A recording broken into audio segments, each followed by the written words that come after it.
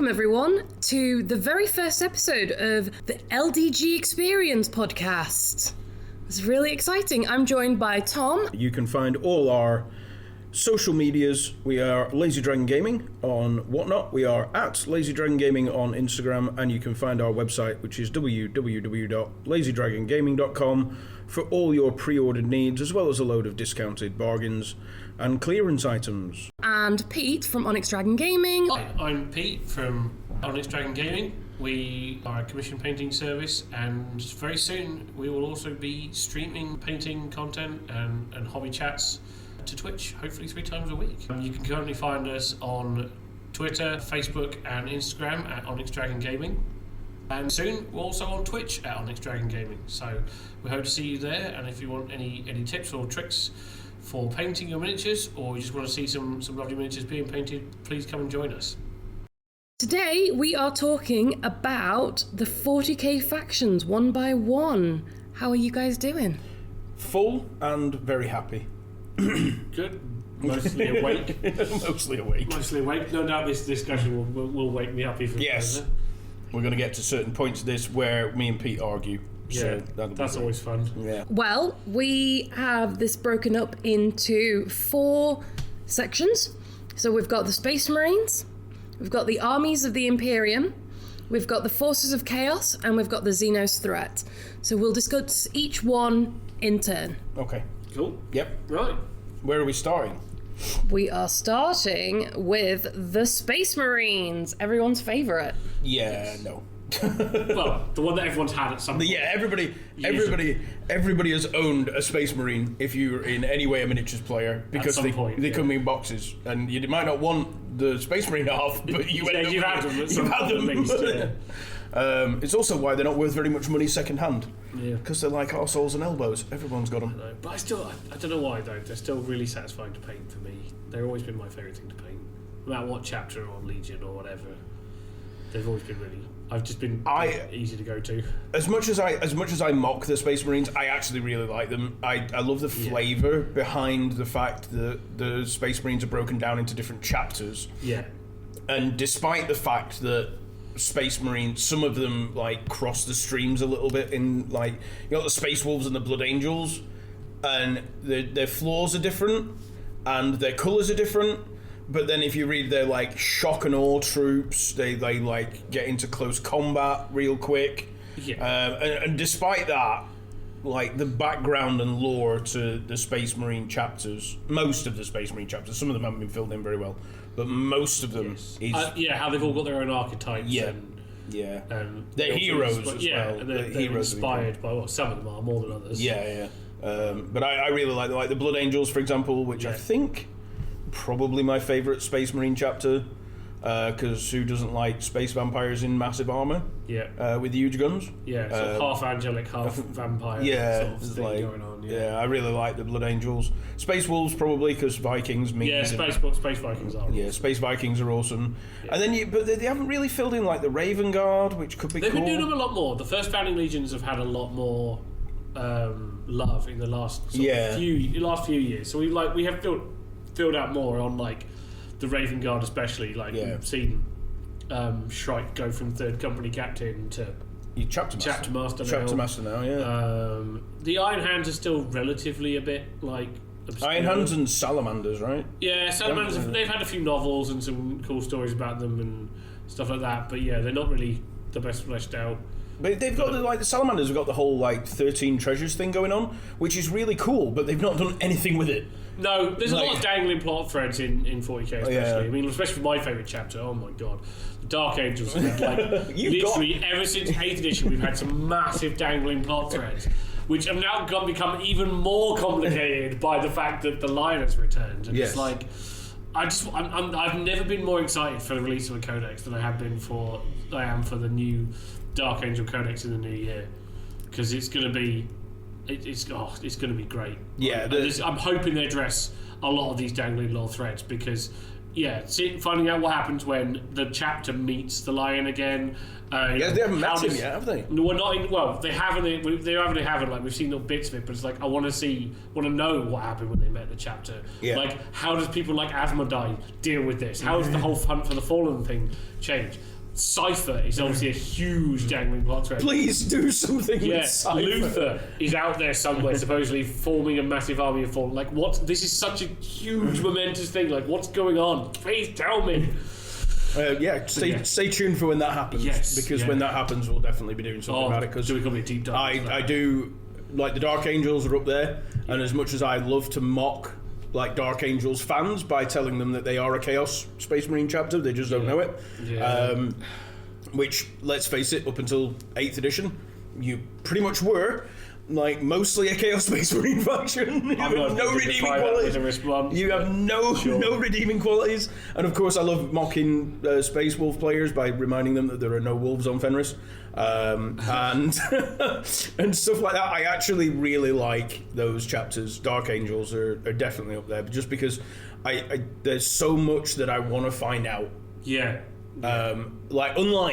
Like the Raven Guard, for example, where there wasn't really anything to find out because they hadn't really got a lot going on. No, they were just stealth boys. Yeah, that's what they did. They operated like stealth. Yeah, they're just stealthy dudes, which always made me go, but they're like 9 feet tall and wearing power armor. I'm not too sure how stealth works, but... But actually, what we're supposed to be talking about is who the Space Marines are. That's true. Which is basically the defenders of the Imperium, as far as humanity's greatest warriors, originally created by the Emperor and his most best scientists and geneticists. So Belisarius Call. No, it was. There's several figures mentioned in the. And two of them are now Belisarius Call. Yeah, that's a very complicated thing we don't have time to get into right now. But they're various additional brains and personalities. A lot of the people who were involved in the creation of Space Marines, with the exception of the Emperor of Mankind, some of them are now Belisarius Call. Yes. There's a very interesting book called The Great Works, Belisarius Call, which flashes back between the 41st millennium and the 30th millennium. 31st millennium, and kind of explains why Belisarius Call is the guy right now. It's why he's capable of making Primaris Marines. Yes. Why this guy that we've never heard of before ever suddenly appeared out of nowhere and was like, I have the answer to everything, and here's these new Space Marines. But there's a really cool bit in the Great Works, and this is going to happen a lot in this podcast, ladies and gentlemen, where we just deviate, tangent time. It's a really cool bit where he's talking to one of his scientists who's making the Black Carapace, and the Emperor of Man. So this person, and it's Belisarius Call's flashback.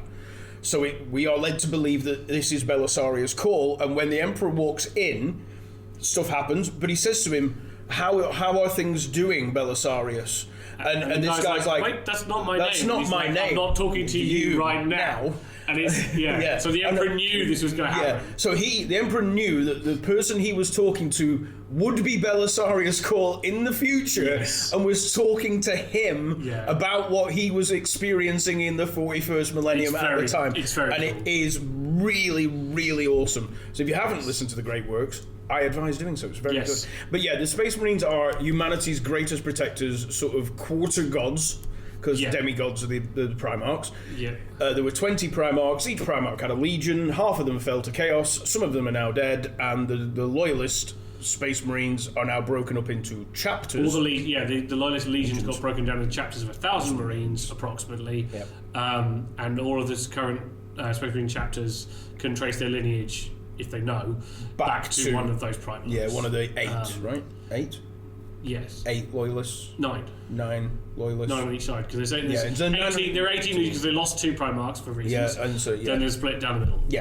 So 9 and 9, and then the Salamanders and the Iron Hands don't have many successors. They do.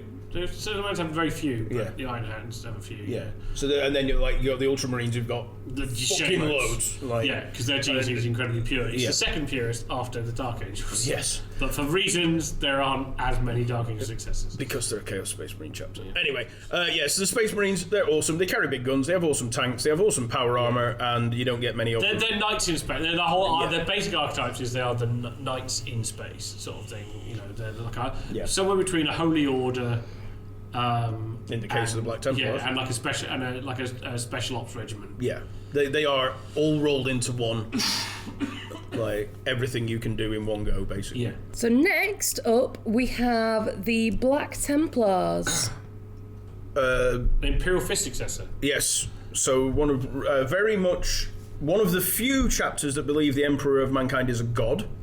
Yes, they're very religious. Yeah, very religious fanatics. They are essentially... They are a crusading chapter. They are based in fleets. This is why there's a lot of them. They are definitely not a chapter of 1,000. No. And will they never ever admit to it. Yeah. But yeah, they go off and do random crusades. They're based on ships and rather than being based on a planet or anything else. Very zealous. Incredibly zealous. Don't like psychers. Don't like aliens. Don't like mutants. Don't like anybody. Really. Don't like really.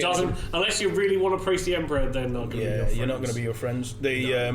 But the chapter master is Helbrecht, High Marshal. High Marshal, because that's what they call him, the High Marshal Helbrecht. And their chief chaplain, Reclusiarch, is Grimaldus. Grimaldus, yeah, and the hero of the Armageddon. Third war for Armageddon, I believe. Is it second or third? I can always forget which one. Third, because Dante was second. Yeah, he's the hero of Hell's Reach. The hero of Hell's Reach in the third, technically. Because he takes several. Yeah, because he's accompanied by some little icon bearers who've literally just they're carrying relics from a destroyed temple of the Emperor. Yes. They don't drag him around with him, Grimaldus. Yeah, so Grimaldus, the hero of Hell's Reach, which is, again, if you haven't listened to Hell's Reach, another great, amazing Black Library novel, fantastic. There's also on YouTube you can find an animated version of it, which is amazing. Yes, and then the guy that did that now works at Games Workshop. He does. He created the Angels of Death series, featuring the Blood Angels, which again is also really good. Yeah, he's fantastic stuff. He did a live action one called Guardsman as well, which is really good. It's about 4 minutes and it's really good. But yeah, no, the Black Templars are essentially the Templars. They're the Knights Templar. They're Knights Templar. They're religious fanatics. Yeah, and they don't really like anybody that isn't human or them, really. Yeah, but their stories are great. And their first chapter master was Sigismund, wasn't he? Yes. Who was an Imperial Fist was the first Emperor's champion. Yeah, Emperor's champion. And they don't know a bit of a thing with him and Rogul Dawn, Primarch of the Imperial Fist, as to whether or not he was given that honour, in inverted commas, because they'd fallen out about Sigismund believing that the Emperor was a god, and whether he just sort of took all the fanatics and bunged them all into the Black Templars at the and you go off. Although Sigismund was so freaking badass, again, we're going to keep referring to awesome Black Library novels, but in the Black Legion novels, when the Chaos Space Marines finally break out of the Eye of Terror, like the person who's waiting for them is Sigismund, and he's old as balls. But he he goes down. It goes down hard. And this is how badass it is, right? So this is hang on 1 second. Spoiler alert. Yeah. If you haven't read the Black Legion, you might want to turn the volume down. But this is good. Go on. Yeah. So after an awesome kick-ass fight, this is how awesome they reveal Sigismund. Is Abaddon his dudes. They do beat him. Abaddon beats him, and rather than do anything horrible and disgusting, which is what normally Chaos do to people, they literally put him on sort of a bier with his sword across his chest and send the ship back to the Imperium with his body in it as a mark of respect for how utterly nailed Sigismund was. Because Sigismund in this bit. Sigismund has aged, but he knew Abaddon from when the Horus Heresy happened. Yeah. Whereas Abaddon has been in the warp, where time fuckery happens. Doesn't really work. Doesn't work the same. So he comes out and he's nowhere near as old as Sigismund is. But Sigismund still takes him to the point where Abaddon thinks he's going to lose. Yes. And he is deathly afraid at one point that he may have to call on the power of the Chaos Gods, which he's avoided doing the whole time. He's not powered by chaos like Horus was, because he saw that as weakness. He didn't want to do that, but he was afraid that he would very nearly have to do that in order to beat Sigismund, which shows you just how fucking badass Sigismund was. But Abaddon did win, and then he sent his body back as a mark of respect, which does not happen. And it was partly a message as well to say, hey, we're back. We're back and we won. And but I think a lot of it was mostly respect. Respect on the Because it's told from their point of view, Yeah. and they're very much like, no, this is...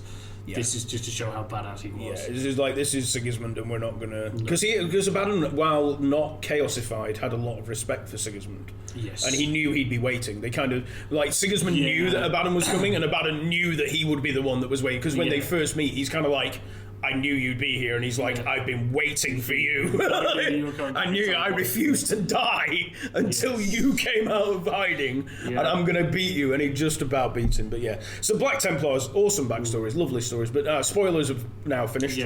Moving on, Evie, who to we next? So next up, we have the Blood Angels. Blood Angels. Again, we briefly touched on them earlier, but they are. They're space vampires, but they're also like heavy into the angelic aesthetic. This the whole dichotomy of the Blood Angels is this two sides to them. Is that whilst they're outwardly beautiful and they all look like when they go through apotheosis to become a space marine, they very very often take on the features of Sanguinius, who is the Primarch of the Blood Angels. And plus their recruits come from like an irradiated the homeworld of the Blood Angels, Baal and its moons, Baal, Primus, Baal, Secundus. They are really heavily irradiated wastelands. They were like probably planets, but sort of a nuclear war kind of messed them up right good. And they're all like these dishevelled, hunched over, sort of malnutrition, mutants, and then they go into they go into the transformation process. And they come out of these as these like massive, angelic-looking figures, and that again is supposed to be like representative. But like outwardly, they are these beautiful like angelic figures, but they harbour two dark secrets. They do. One being the red thirst, which is if they get a bit too carried away sometimes in battle, they can feel the need to drink blood. The various successive chapters of the Blood Angels embrace this or shun it to varying degrees. And the other is a courtesy of the Primarch's death at the hands of Horus, which is the Black Rage, which unfortunately is a kind of fatal psychological condition, in that the poor Blood Angel is racked by visions of the events leading up to the death of Sanguinius, and they believe themselves to be Sanguinius fighting Horus, regardless of whether Horus looks particularly like a land raider or a Tyranid hive tyrant.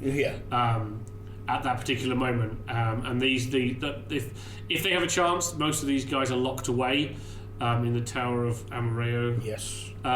Until they're given a chance to, they're sort of led into battle by a chaplain, and they're grouped together in the Death Company. They had paint their armor black with red saltires, and they're basically just pointed at the enemy and unleashed. And usually the enemy falls apart because they hit hard and they don't ever retreat. No.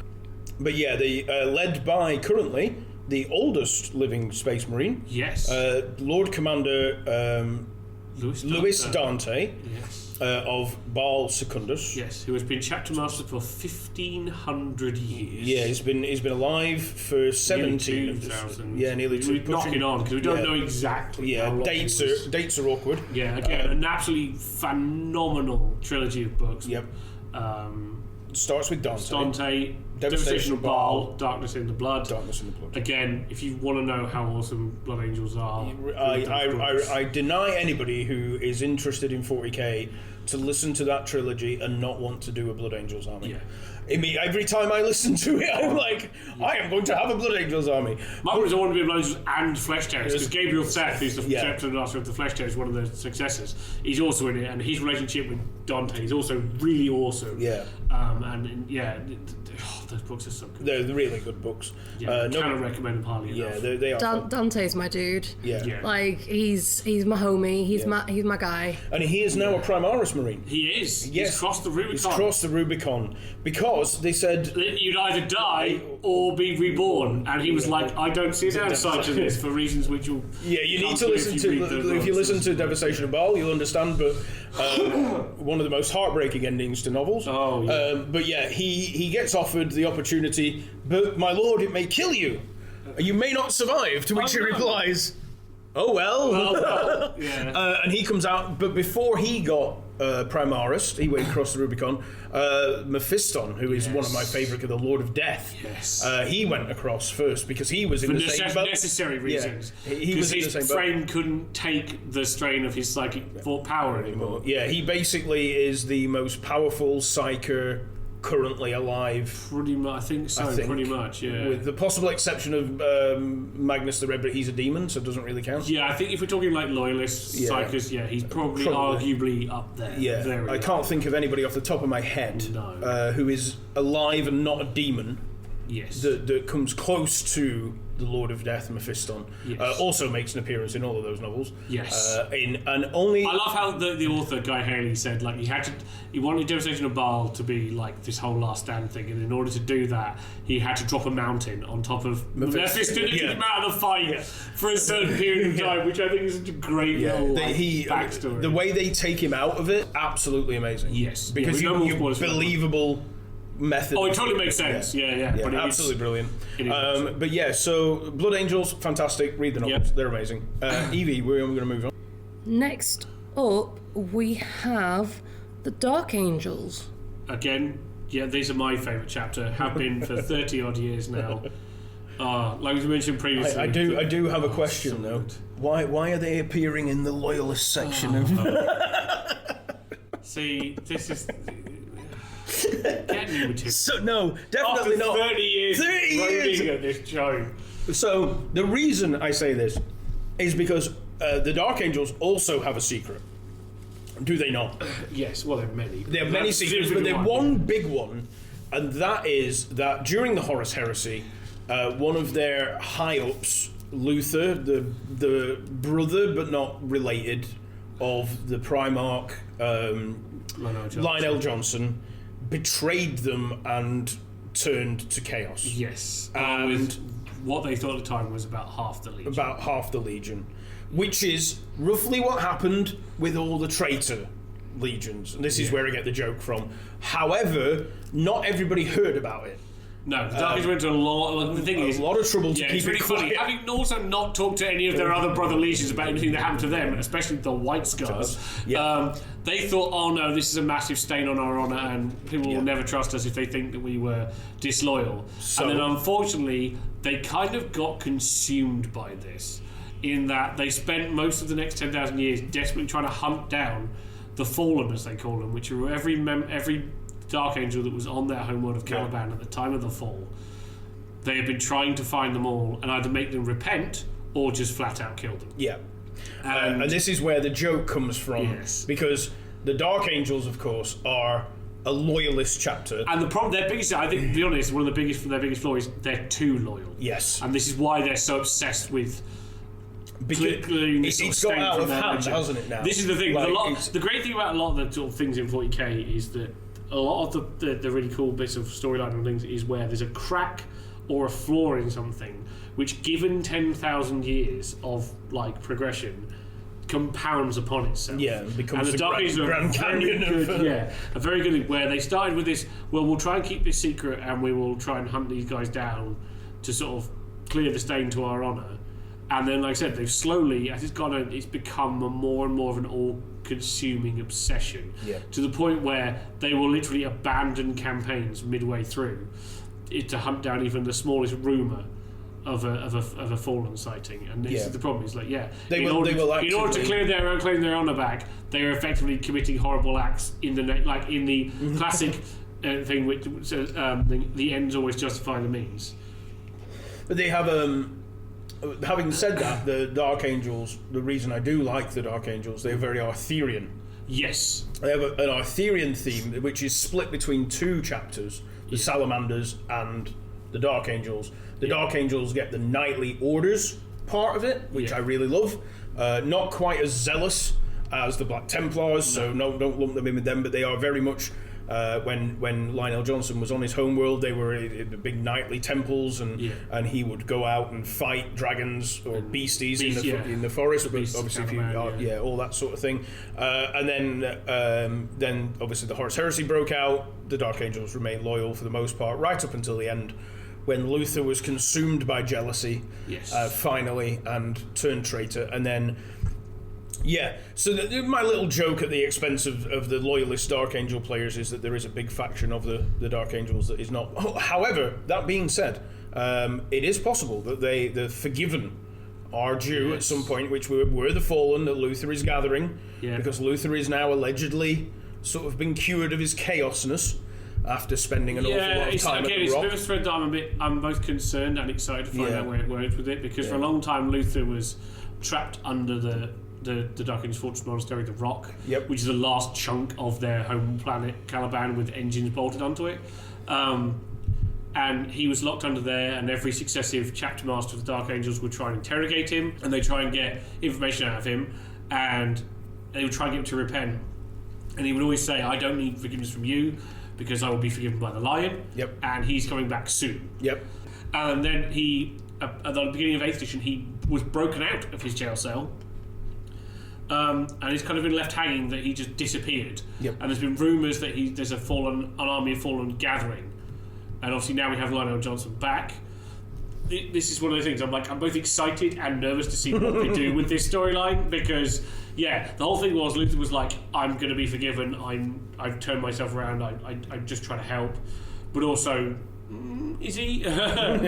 So let's see what happens. I'm looking excited to see. Yeah, it could be good. It could also be Games Workshop. Yes. Well, let's hope it's good. Who's next, Stevie? So, next up, we have the Death Watch. Ooh. See, this is one I don't know an awful lot about. See, the Death Watch, I like the Death Watch. I've always liked the Death Watch. I do like the Death Watch. They were first introduced in They're not a chapter, first of all. Yes, they are. Death Watch aren't they? They're made up of all different bits. They're still their own chapter, because you can end up permanently seconded. Really? Yes. Okay. Do they have a chapter master? See, this is what I mean. I don't know actually a lot. Go on, so, explain it to me. Here we go. So the Death Watch was set up as the chamber militant of one of the three major ordos of the Inquisition. So they have the Order Malleus, which is in charge of hunting down demons, whose chamber militant is the Grey Knights, who we'll get onto later. Yep. You have the Order Hereticus, whose chamber militant is the Sisters of Battle, because they were forbidden from having any men under arms. So they got around that loophole by having ladies. Yep. And then you have the Ordo Xenos, who have the Death Watch. Now, the difference between the Death Watch and other Space Marine chapters is you get sent to the Death Watch by your home chapter. So basically, you'll get seconded to them. You get sent out to them, to serve a term with them for various reasons. And some of them, after their time is up, they get to return back to their chapter, and they obviously bring all this specialised alien hunting knowledge that they have gathered, and they can spread it amongst the chapter. But some of them, they end up staying permanently attached to the Death Watch, and they become either watch captains or watch masters, who are sort of the various hierarchies of the Death Watch. Now, they don't have any kind of centralised thing. They basically have these things called watch fortresses. So in various locations around the Imperium, there are what's called watch fortresses. They can be as big as having 5 Marines on them, or company strength led by watchmasters. And they're usually put in areas where there's a lot of alien activity. So they tend to you tend to have watch fortresses that are nearby dead Eldar Maiden worlds, or tomb worlds that haven't quite reactivated by Necrons, things like that. Just keep an eye on them, or near big orc infestations, things like that. So their main task is they get a lot of really cool tech, and they get sent out. They're like a very spec ops kind of, even amongst Space Marines. They're sent in to do things like raid Necron tomb worlds for technology, or to go and assassinate orc leaders and things like that. Yeah, that much I do know about the Death Watchers. They're the specialised alien hunters, essentially. Yeah. And they have a lot of ammunition that is tailored to kill an orc. Or Their like signature thing. Tyranid. Their signature thing, like the signature bolters, have several magazines on them with different. So if you've ever read like things like Judge Dredd with the Lawgiver, where it's got all the different cool ammunition, it's a bit like that. So they'd be like, okay, I'm going to use normal bolter rounds, or I'm going to switch to Hellfire, which is like a molecular acid, mostly designed to kill Tyranids. Yep. Or they might use Kraken penetrated bolts, which are like adamantine tipped ammunition, which is designed for punch through heavy armor and things like Necrons. Or I'm trying to think of other ones like Dragonstorm, which is a bit like that's Dragon Breath, isn't it? Dragon Breath, Dragon Breath round, It's a bit like that, but bolter scale. Yeah. So the idea is that they've got like Swiss Army bolters. They've got all these different ammunition types in them they can use for when they need them. That's like their signature weapon, but they have loads of other cool. They are not a successor chapter. No, they're made up of members from every other Space Marine chapter. Yeah. So they're like volunteers or dispatch or whatever. Yeah. So Death Watch. Love the Death Watch. They're cool. Yes. But I don't really. And there isn't really. There are some good Death Watch stories. And some not good ones. And then some not very good ones. No. But there's some good ones. There should be better ones realistically because of the. There's a lot of deep lore that you can go into with them, and I think some people have done well with it and some people haven't. Yeah. The mix of Space Marine chapters obviously can add to a lot of really cool dynamics. Yeah. It's why there used to be a role-play game specifically called Death Watch. Yes. You got to be a Space Marine, and you could pick your chapter and everything, and obviously the dynamic between the team was always really cool. Yeah. Of the different philosophies of the different Space Marines, and them learning to sort of deal with other people's philosophies and their own things. What have we got next? Next up, we have the Grey Knights. Another Chamber Militant. Yes, of the Ordo Malleus, or the Demon Hunters. Yes, now they're very much, their archetype is one man, armoured in faith. Yep. Firing bullets against like these massive demons. They've always been really cool. They're like super secret. Yes. Until recently, in lore. No, they still are. They're still. I thought that Guilliman had cancelled all that.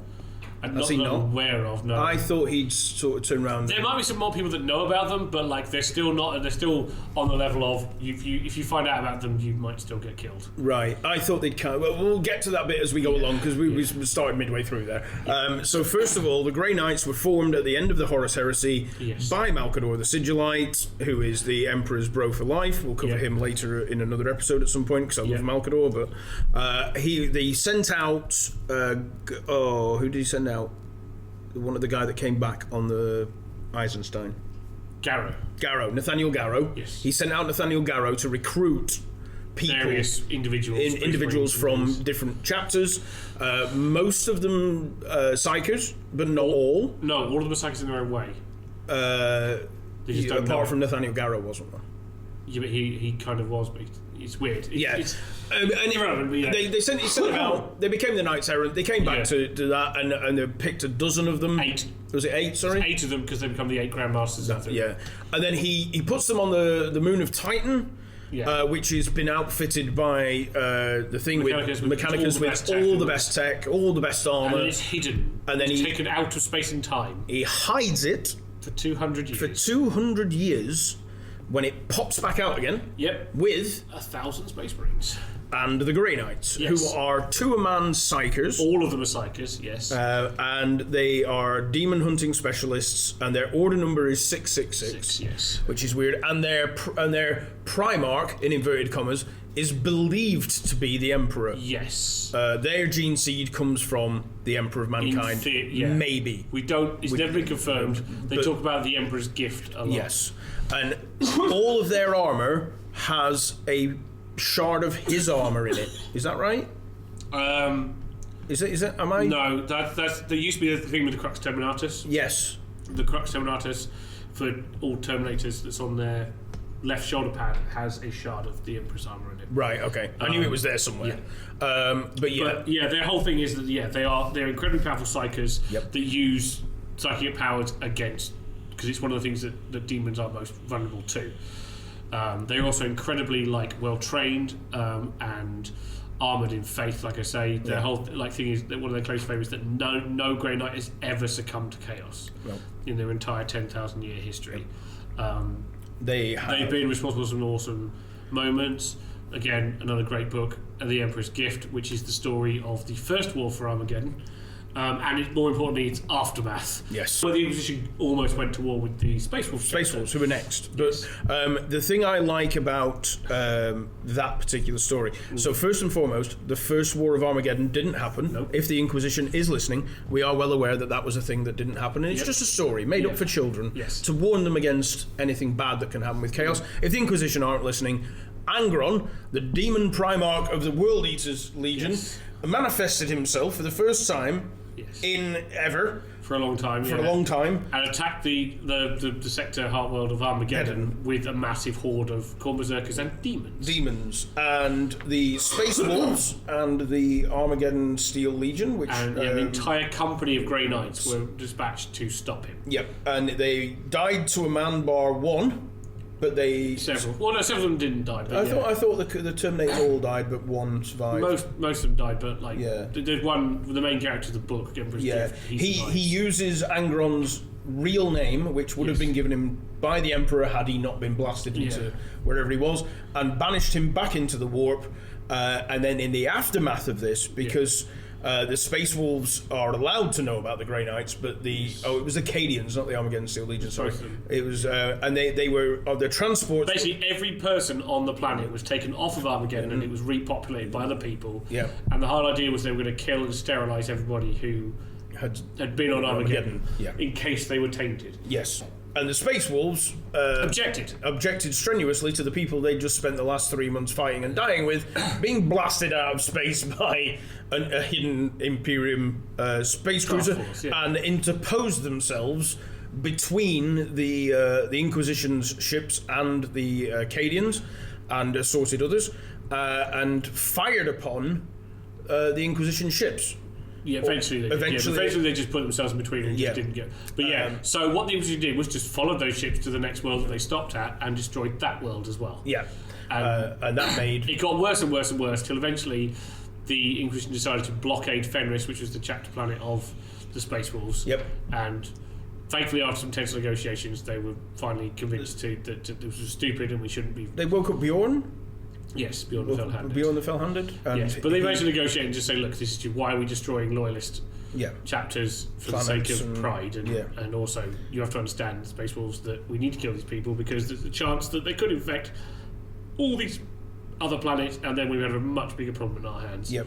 Such is the taint of chaos. A very, very tenuous peace between them was, and the Space Wolves strongly dislike the Grey Knights and the Inquisition. Yes. But the Grey Knights, demon hunters, very loyal. They have a successor chapter. No. Yes. Oh, the Exorcists. No, they're not a successor chapter.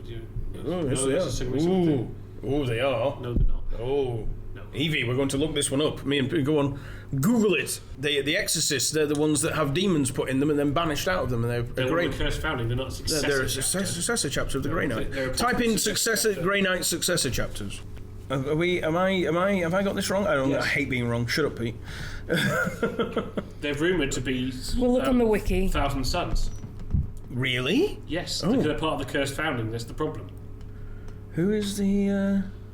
I'm sure there is a successor. That's the whole point. They don't have any successor chapters. Yeah, oh, well, I'm wrong then. Me. I'm wrong then. Okay. Yeah. Right. Well, I was wrong. Never mind. That's fair. We will cover the Exorcists at some point though, because they are really cool. No, they are. They are cool. They're very, very interesting lore. But yeah, they are not.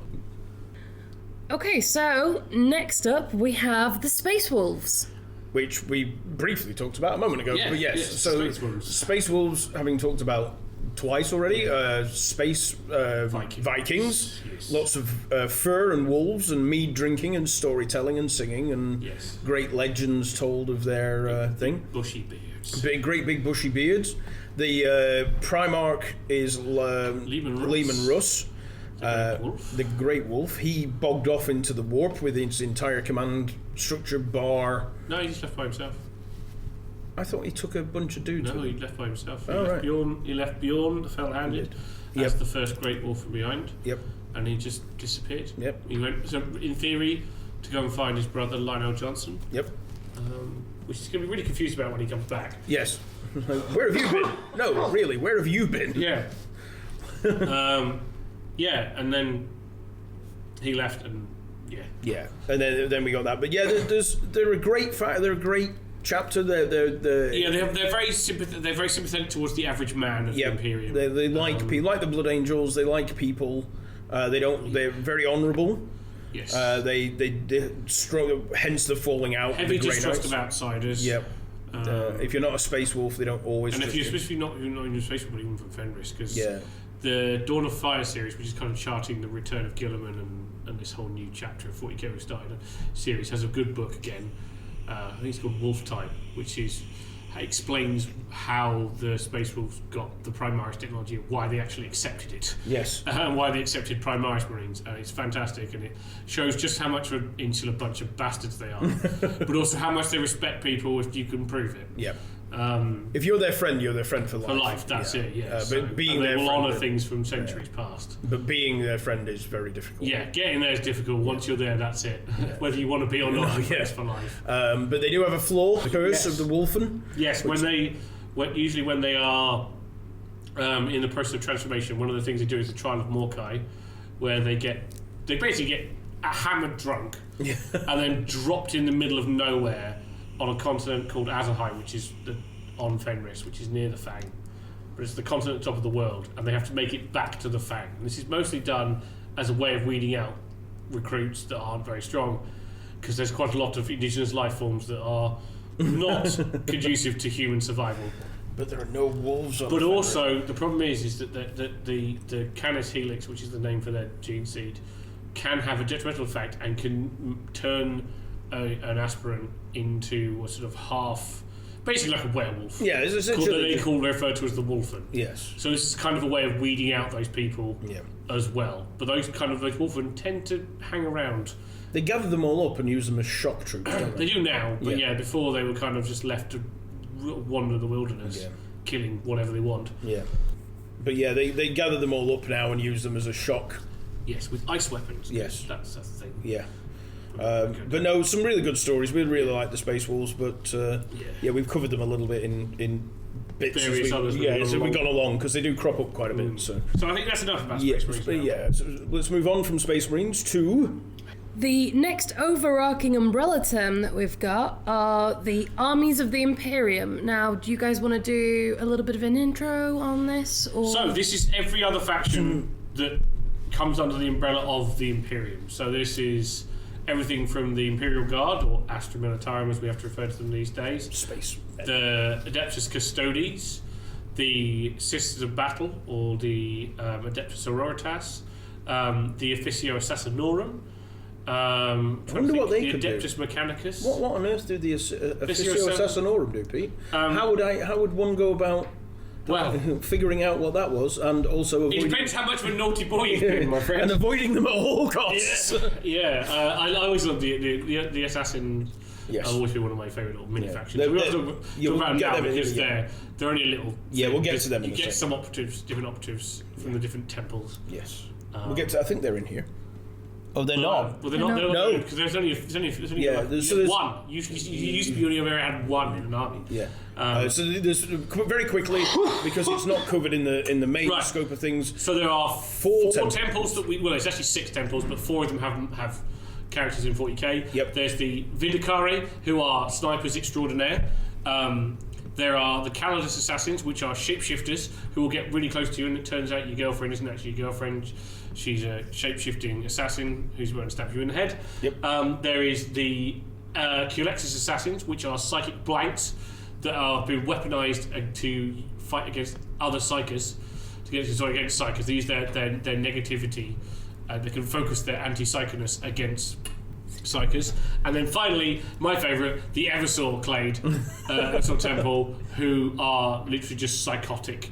Sort of not quite Space Marines, but they've got so many enhancements and drugs that they're just like spree killers. You just drop one on a planet vaguely near where your target lives, and they kill everything: man, woman, child, donkey, horse, and fish that they ever knew. Yeah. So, next up, we have the Adepta Sororitas. Or Sisters of Battle, as Yes. they're more commonly known. The Sisters of Battle. They have one of the best origin stories of any of the armies of the Imperium. Yes. Because they came about as a result of a man called Goj Van Dyer. Yes, and his Reign of Blood. And his Reign of Blood. It's one of the big seminal moments in Imperial history after the Horus Heresy. Yeah, it's like the big thing afterwards. Yeah, it's kind of it's sort of heresy light. Yeah, yeah. They were his, like, he found them on some backwater world. They were venerating the Emperor. They were called the Daughters of the Emperor. And he sort of went, I can use these backwards hicks as cannon fodder and fanatical bodyguards. So he did so, and they gave him cool weapons and technology, and they were his favourite bodyguards right up until the point where, after the Red Blood's been beaten back by Sebastian Thor and his cronies and helpers and 100 chapter masters and their not quote unquote bodyguards came to Earth to stop him. One of the custodians sort of pops out of a hole in the wall and was like, the Emperor would like a quick word there, miss. Yeah. To the leader of the Daughters of the Emperor. She disappears off and comes back and then shoots him in the head. And I believe his final words are, I'm sorry, I don't have time to die, I'm far too busy. Yeah, I'm far too busy to die. Yes, something like that. Something like, she puts out this big sort of speech of him being a heretic and blah blah blah, and then he's like, no, I don't have time to die. I'm running the Imperium. So after this, there's a big reform in the Imperial Church, the Ecclesiarchy, and they said that right from now on, the Ecclesiarchy can have no men under arms directly, and the people looked at each other and went, "Yep, sure, that's totally fine. We'll totally abide by that." And then proceeded to codify the sisters, the Adeptus Sororitas, into various orders, because they are no men. Nope. And therefore, technically, the letter of the law is abided by. Yes, you're not allowed a schlong if you're. You can't be any of that. Yeah, but they are really cool. They're like sort of they're nuns with guns. Is the sort of quick. There's back to Hell's Reach, which we discussed a lot because obviously it's amazing. But there is a convent at the end of that Grimaldus goes to, and he meets the Sister Superior, who is in her like 70s or something, and she basically glares at like Grimaldus, who is like. He's a space marine, evil superman. This 70-year-old woman's like, "You will do as you are told," and he's like, "Yes, ma'am." Yes. You do not mess with the Sororitas. Do not mess with the Sororitas. Yeah. But they and then she sends off the young girl to get her power armor. Yeah. No, they have some very cool appearances. There also happen to be they have the lucky I don't know, it's lucky the honour of being the first Imperial faction to be killed by the Necrons in this millennium. Really? Yes, Sanctuary 101 was the first encounter with awakened Necrons. I didn't realise that for a while. Yeah. But they got something happened. We don't know what. They got wiped out at Sanctuary 101. There's a novel about them going back to Sanctuary 101 and being like, right, we're going to reconsecrate this, and then various machinery starts appearing out of the ground. It's that's one of their little side bits. The honour of being the first in the 41st millennium to be annihilated by the Necrons. Indeed. So, but they are a very cool faction. They are a cool faction. Their whole thing is sort of faith-based. Like they get a lot of extra abilities based on their pure belief in the Emperor of Mankind as a god. Yeah, they are the Emperor is a god faction. Yes, very much so. They're literally the militant arm of the Church. Yes. So and they like fire. They do a lot of flamers. They have the Holy Trinity, which is flamers, melter weapons, and bolters. Yep. Is referred as there are 3 different types of weaponry, and they have various different calibers of each. Yeah. Heavy flamers burn the witch and all that sort of nonsense. Abhor the witch. But Sisters of Battle are pretty awesome. Yes. Who's next? Next up, we have the Adeptus Custodes. Ah, yes. Golden Lads. A faction that's been around in the lore almost since year dot, but due to various lore reasons have never been out in the galaxy. Yeah, so they are the 10,000. They are, unlike the Space Marines, who are created en masse using, I say en masse, but they can be created en masse using Gene Seed. Each individual custodian is like a very specific creation. We know very little about how that process is done, but they are individually way more powerful than a Space Marine. Yeah, they're on a par with like They can be on a par with the Primarchs. Primarchs almost. Like they're the next step down, aren't they? Basically? Yeah, they're like half a step down from being Primarchs. Yeah. They are incredible warriors, but the difference being is whereas the Astartes were designed to fight en masse, a Custodian is designed to fight by himself. Yes, and they think more.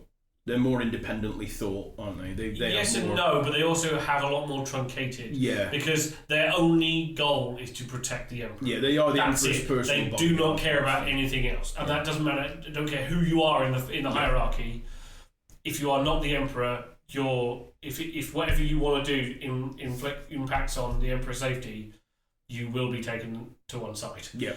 In pieces or in and spoken to quite vigorously by a big armoured. But for a long time, they basically after the heresy, they literally just always stayed on Terra. Yeah, and they just protected the palace.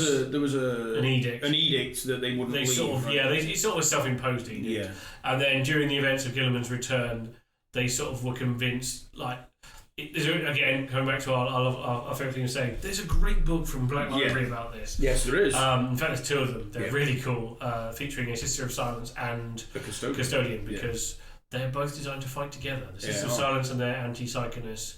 Because the Sisters of Silence, which we won't have in this, are attached to They're kind of attached to They're in their codex. Yeah. You don't get armies of Sisters of They're Silence. known as the Talons of the Emperor back in the heresy.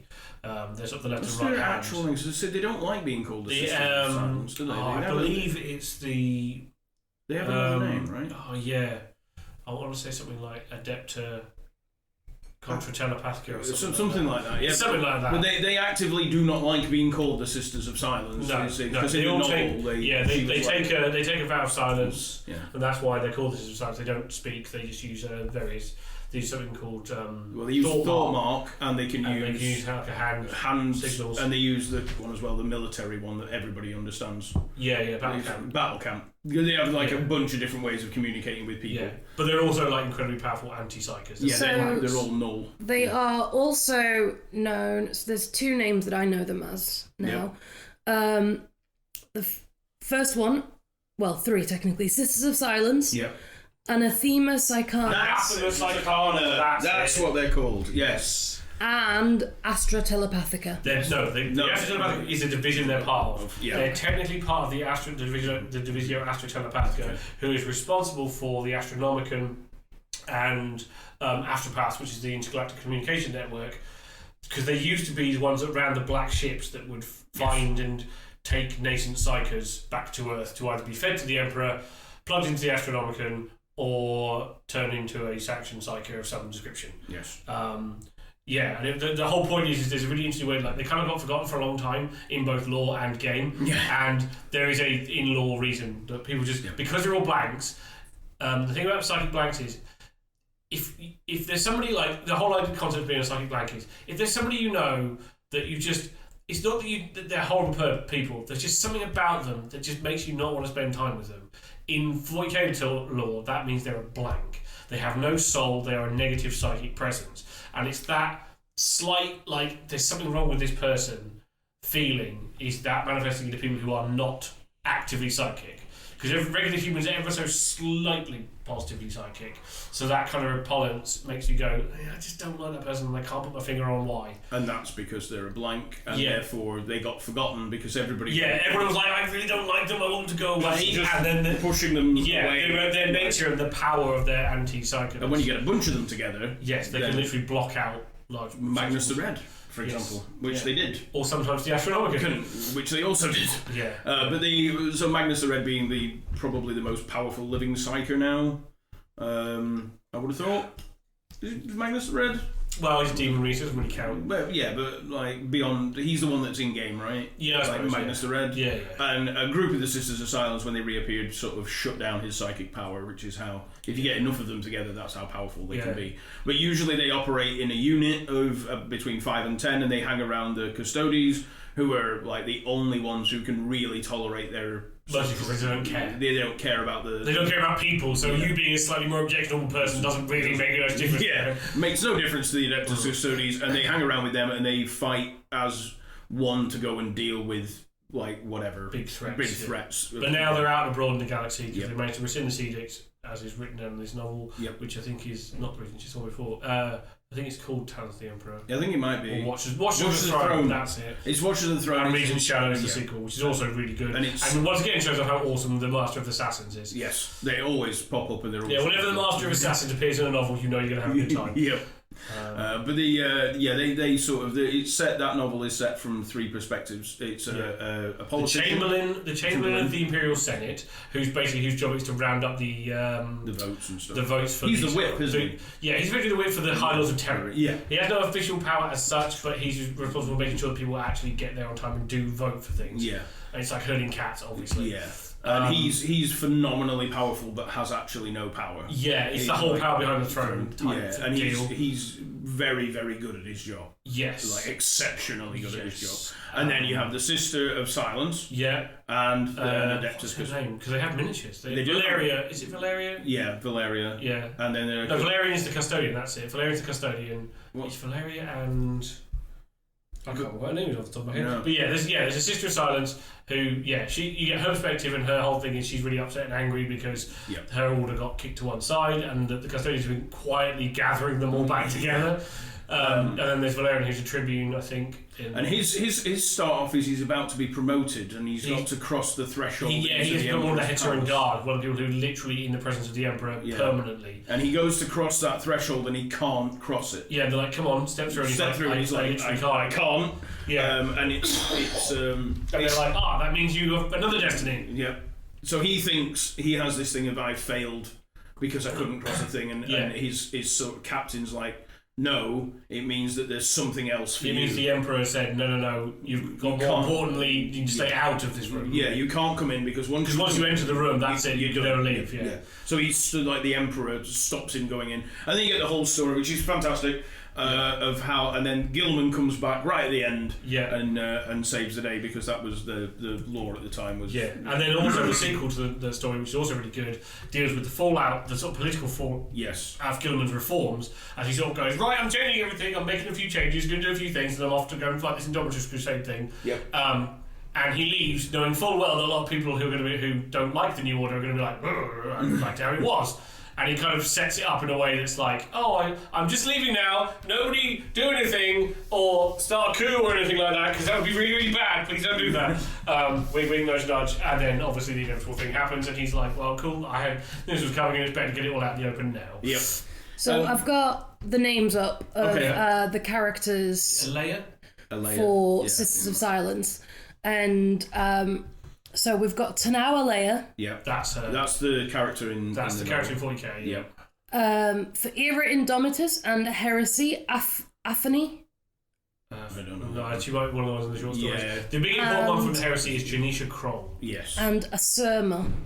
Asurma. Yeah, I think she's one of the ones who's on the short stories. Yeah, there's a lot that appear in short stories that are really cool and badass, and then you don't hear from them. Amandira Kendall. Yeah. I mean, that's from the Warhammer 40k Lexiconum wiki. Yeah. So it's Leia that we're talking about because she's the one that's the most recent and has the most written about her. She's in the novels and she's angry and she is badass and she has. Don't take no guff from no man. She don't take no guff from no man. Yeah. So Adeptus Custodes and the Sisters of Silence are really cool. Yeah. And Henry Cavill plays them. Well, yeah. Yeah, I mean, much to his own chagrin, as people are like, you don't play the Custodes, do you? Yeah, he's a big Custodes fan. He's a big Custodes fan, but so... Moving on. Shout out to Henry Cavill, if he ever listens. There you go, mate. You are disdained just as much here as you are there. Next up, I think these are pretty cool. The Adeptus Mechanicus. Yes.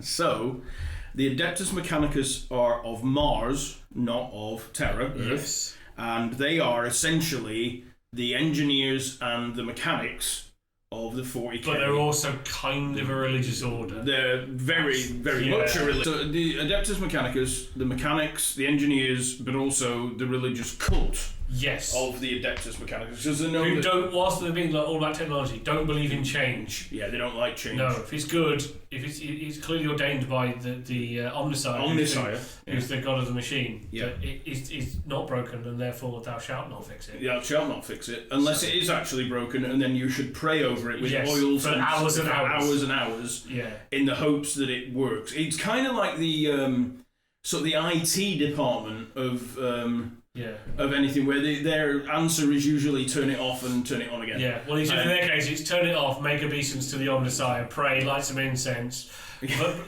try and appease the machine spirit of said machine, and then try and turn it on again.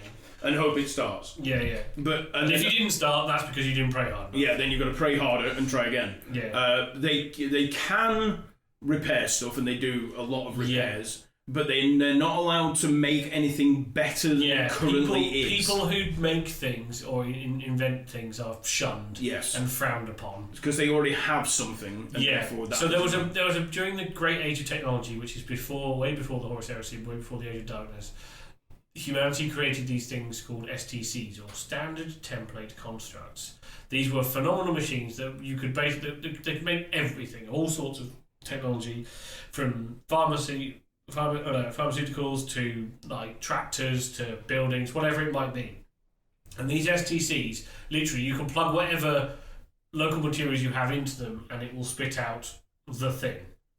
So put in 4 orange rocks, 3 green rocks, and some of that liquid, and that pile of steaming whatever, and out comes a tank. Yeah, and we will produce for you a shovel, and with that shovel you will then apply these things, and that's essentially how STCs, I've had them described to me, is that essentially they are like a laundry list of stuff that you can go on a planet, and it says, do these things, we will give you this, then you plug this in. So that you could literally colonise anywhere. Yeah. But a lot of them are lost, and any kind of, they are like the most holy relics of the Omnissiah. If they find any of them, they're like, it's like a huge freaking deal, a massive deal.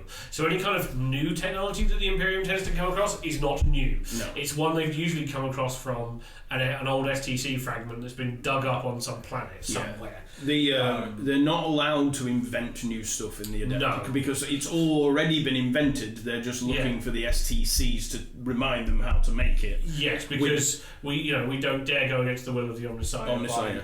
By trying to create things, that would be heresy. Yes, unless you are Belisarius Call, who again is massively hated by almost everybody. Belisarius Call, who is a fabulous character in 40k, is basically responsible for anything Primaris era onwards. Yeah, any kind of technology that's not your standard Land Raider or Rhino or Space Marine power armor.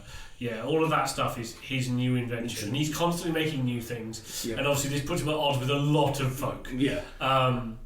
Because the thing is, the Emperor made a deal with the Mechanicum in a way to try to he knew that they were being stupid, but he also knew he needed them, so he let them keep their religiosity. Yes, even in the secular galaxy. They are the only religion that he actively said was okay. Yeah, because he was also like, hey, it's me, I'm the Omnissiah. I'm the Omnissiah. And they went, prove it! So he did. Because the thing about the Emperor is he'd set all this up in thousands of years and left loads of hints and prophecies and things, and knew that if he turned up and did a specific thing, they'd be like, oh, it's you.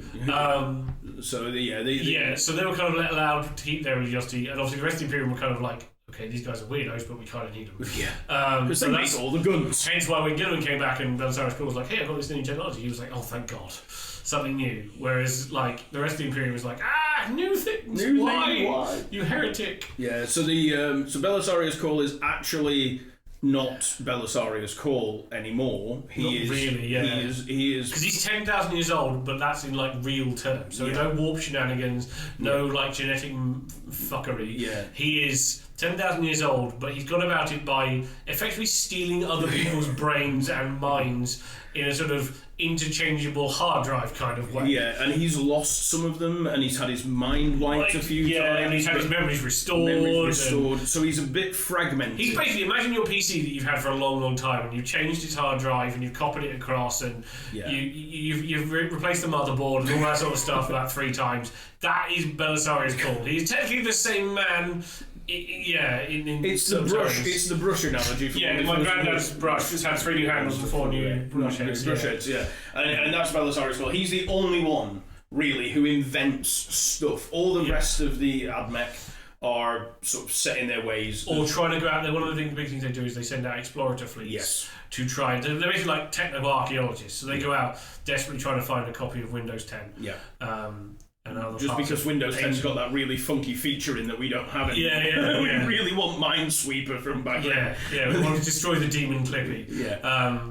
It's all that kind of thing. That's what they do. They're all trying to try technology, and their primary time you see them going out in the galaxy somewhere is either defending a forge world, which is where they make things, or they're desperately actively trying to find some old technology that they used to have. Yes. Or occasionally poking the Necrons because they're like, ooh, machine men, now that sounds like a good idea. Like, they are also responsible with these explorator fleets from unearthing all sorts of horrors that they've unleashed upon on the 40k universe by virtue of digging places they should have left alone. Yeah. Oh, they have. We're talking about the people who were first to get murdered by things. They have the planet Tyran, or the moon of Tyran, was a Mechanicus outpost that was the first one to be that we know was attacked by the Tyranids. That's why they were named the Tyranids, because they attacked the planet Tyran.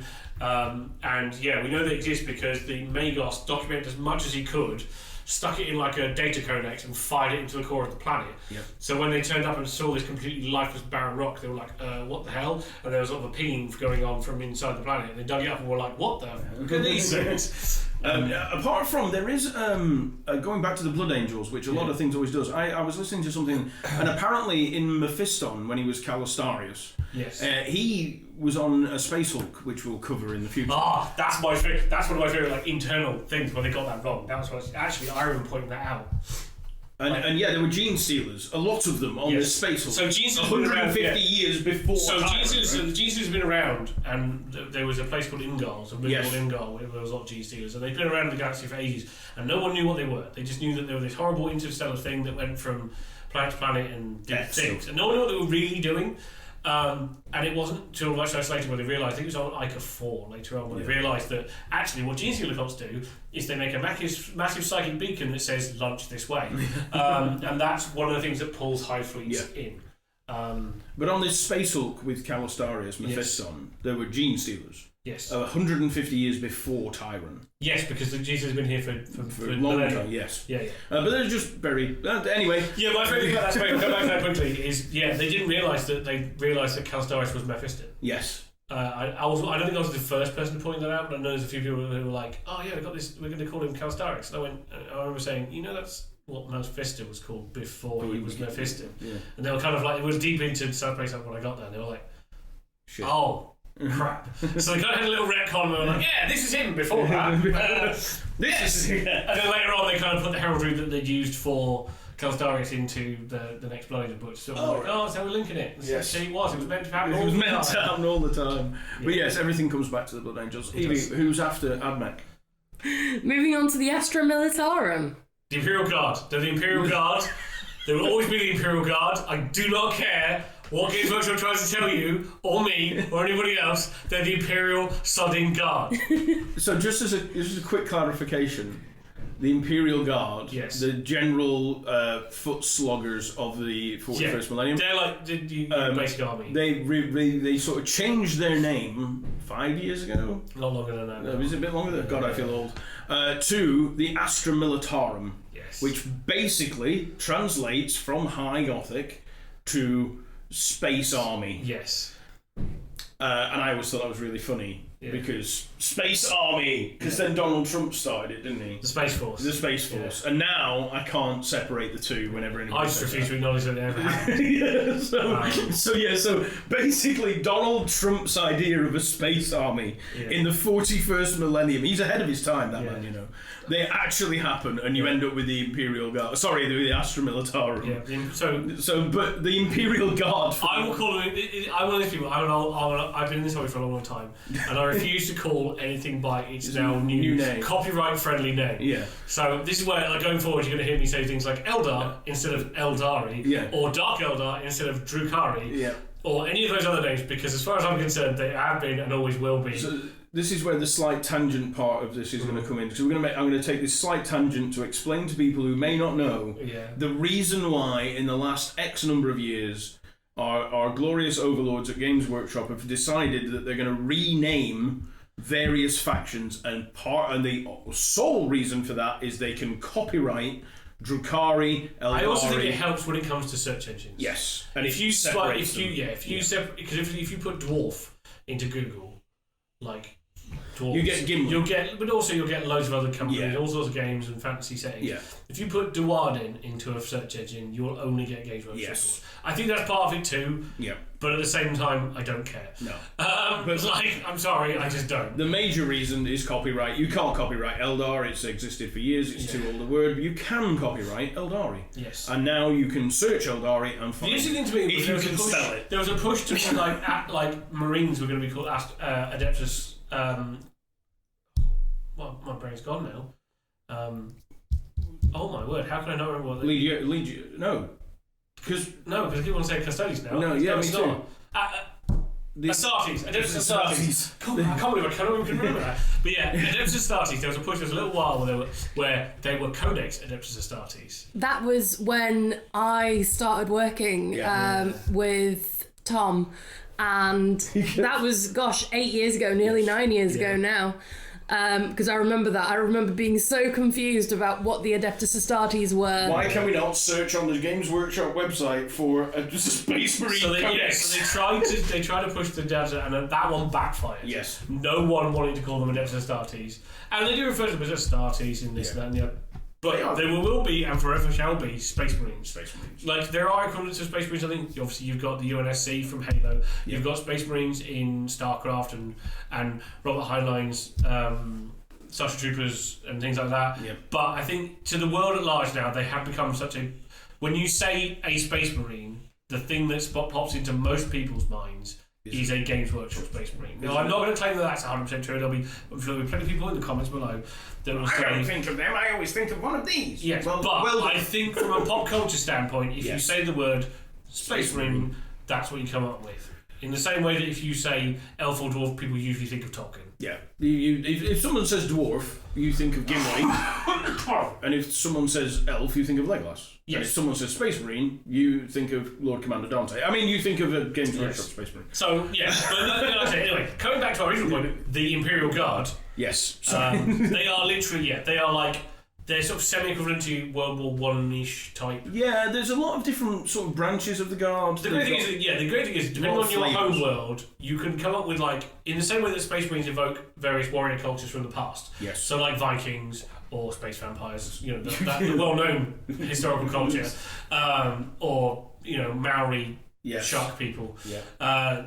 They're all the Imperial Guard represent various regiments represent different eras of human history and various things. So, like, you have, for example, Kaftan Jungle Fighters, who are one of my personal favourites, are a cross between Vietnam era GIs, but mostly mixed with 1980s action heroes. Yes. So you think of Arnie in Predator or Commando or Rambo. Yep. These characters, right? Imagine an entire planet that's made up of nothing but them.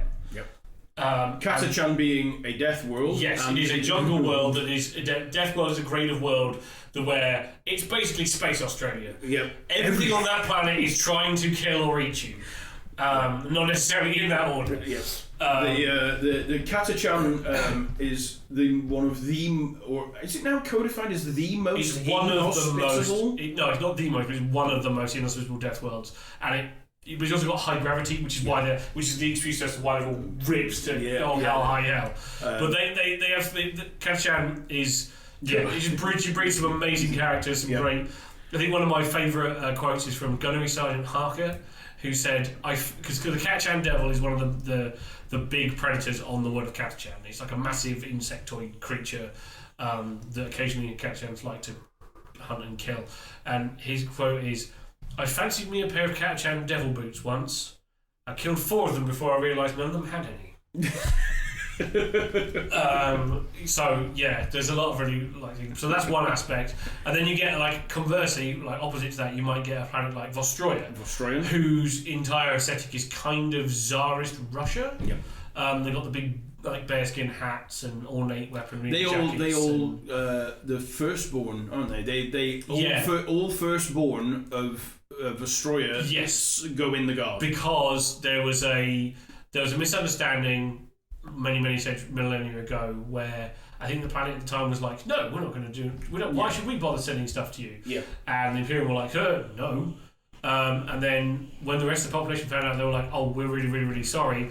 And what we'll do now in perpetuity is every firstborn of our planet will now serve in the guard. Hence the Vostroyan firstborn. You've got the Krieg, which are World War One French. Yes. For those people who know their World War One era. And they are fanatical about dying in service to the Emperor. They don't care. There's a really, like, in the story for the Siege of Rax campaign, where the Imperial, the reason why they chose the Krieg specifically, because they basically, in a very imperial way, they looked at this planet that had fallen to chaos. It was an armory world, and they wanted to take it back. And there were various ways of doing it, but they realised that the most efficient way for them would be to map it out and be like, okay, it's going to take us 12 years, it's going to need X number of shells for artillery, and X number of bodies to throw at this meat grinder, and it's going to take us X number of years to get through the first ring of defences, and X number of years to get through the second ring of defences. And they were like, okay, the only people that work for this is the Death Corps, because they don't care. Yep. And they literally just sent wave after wave of men at them, constantly, after like 6 months of shelling, like 24 hours a day, 6 months of shelling. The Siege of Rax is it's fantastic. It's a fantastic little thing. It took way longer than they thought as well, though. But that's because of other things, external factors, because then other people got involved. Yes. But the point being is like, when it started going really well, because that was the whole point. It was a war run on the numbers. Yeah. And that's why kind of where the World War One aesthetic comes from as well, is because it is literally put more men in. Yeah, you take the idea of the trench warfare, just throwing wave after wave of men at the enemy until they reach their pre-programmed kill limit and shut down. Yep.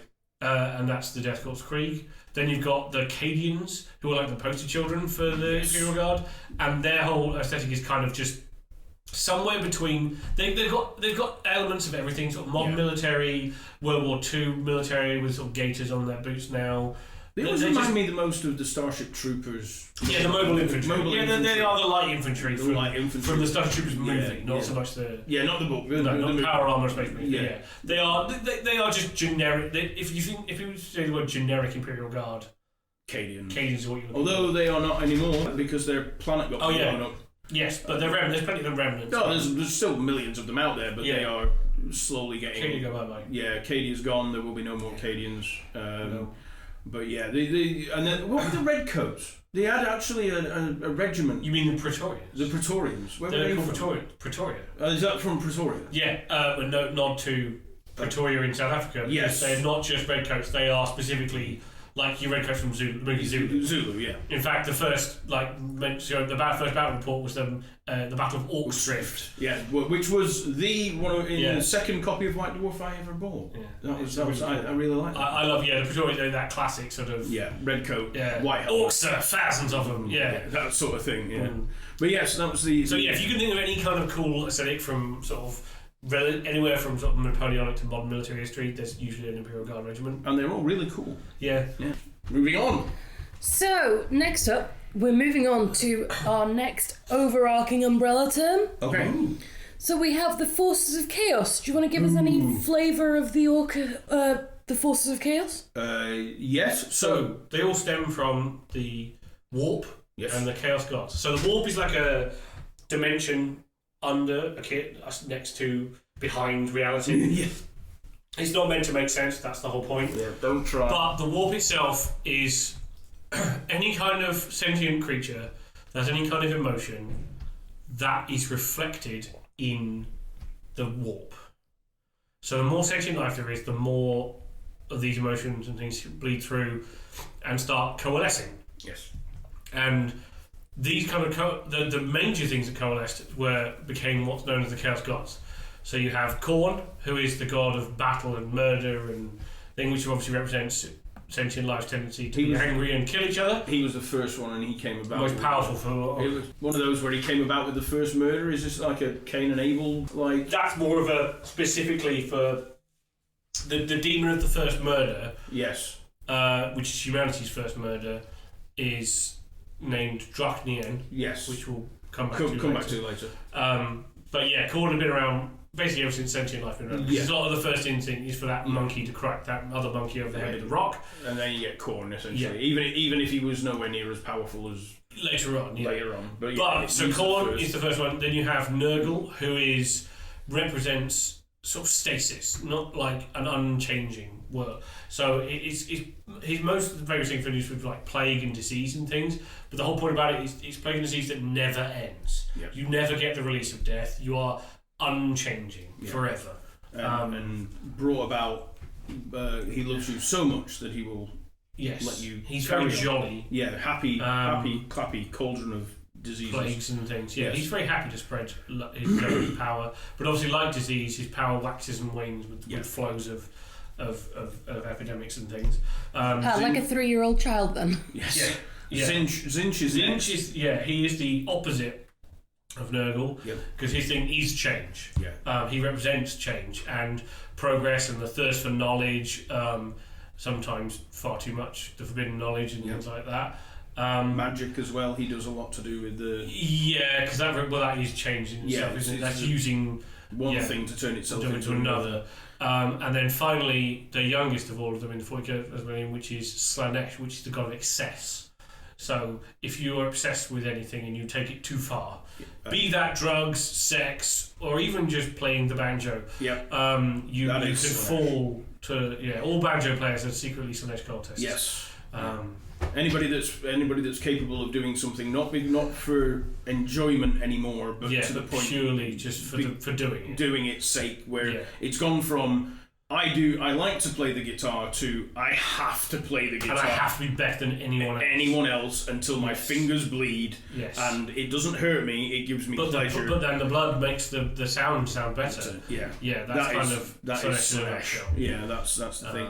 And they are not real entities as such, are they? They don't manifest really. No, they have avatars which are represented by their greater demons. Yes. But they don't. You would never meet anywhere in lore, as far as I know, any of the gods in. No, there's stories of like various demons having interactions with the gods themselves.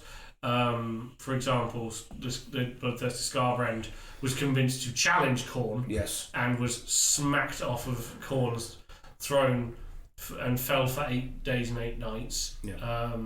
Or the great demon Claros Fateweaver was taken by Zinch and dumped into the Well of Eternity to see if he could see the future and the past.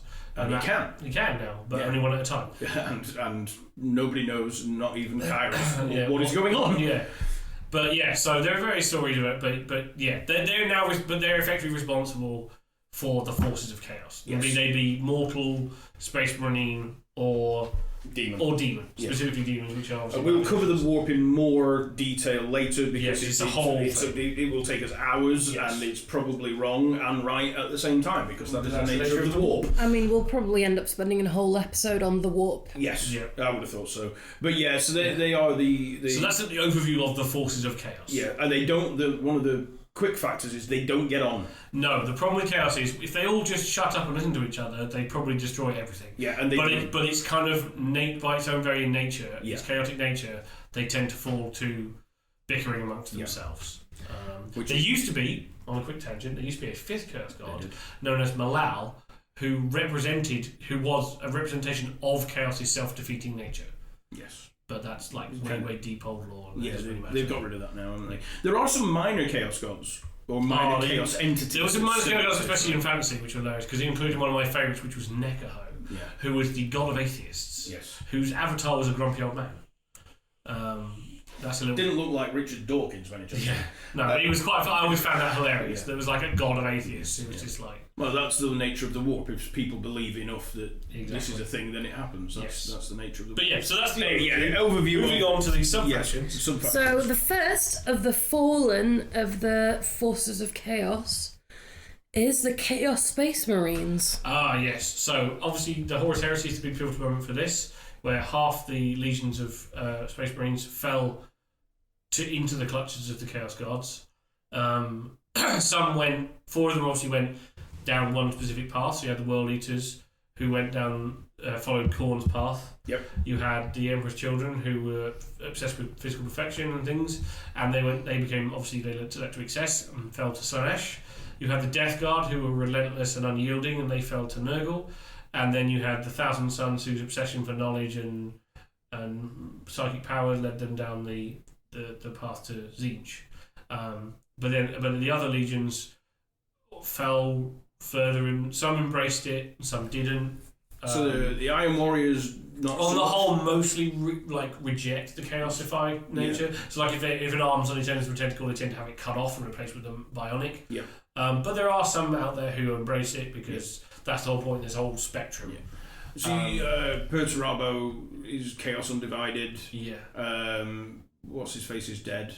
Nighthunter's dead. Lorgar is sulking. Bitch somewhere. Yeah, he's Chaos Undivided as well. Yeah. He's sulking in a tower somewhere. Yeah. Writing his book still.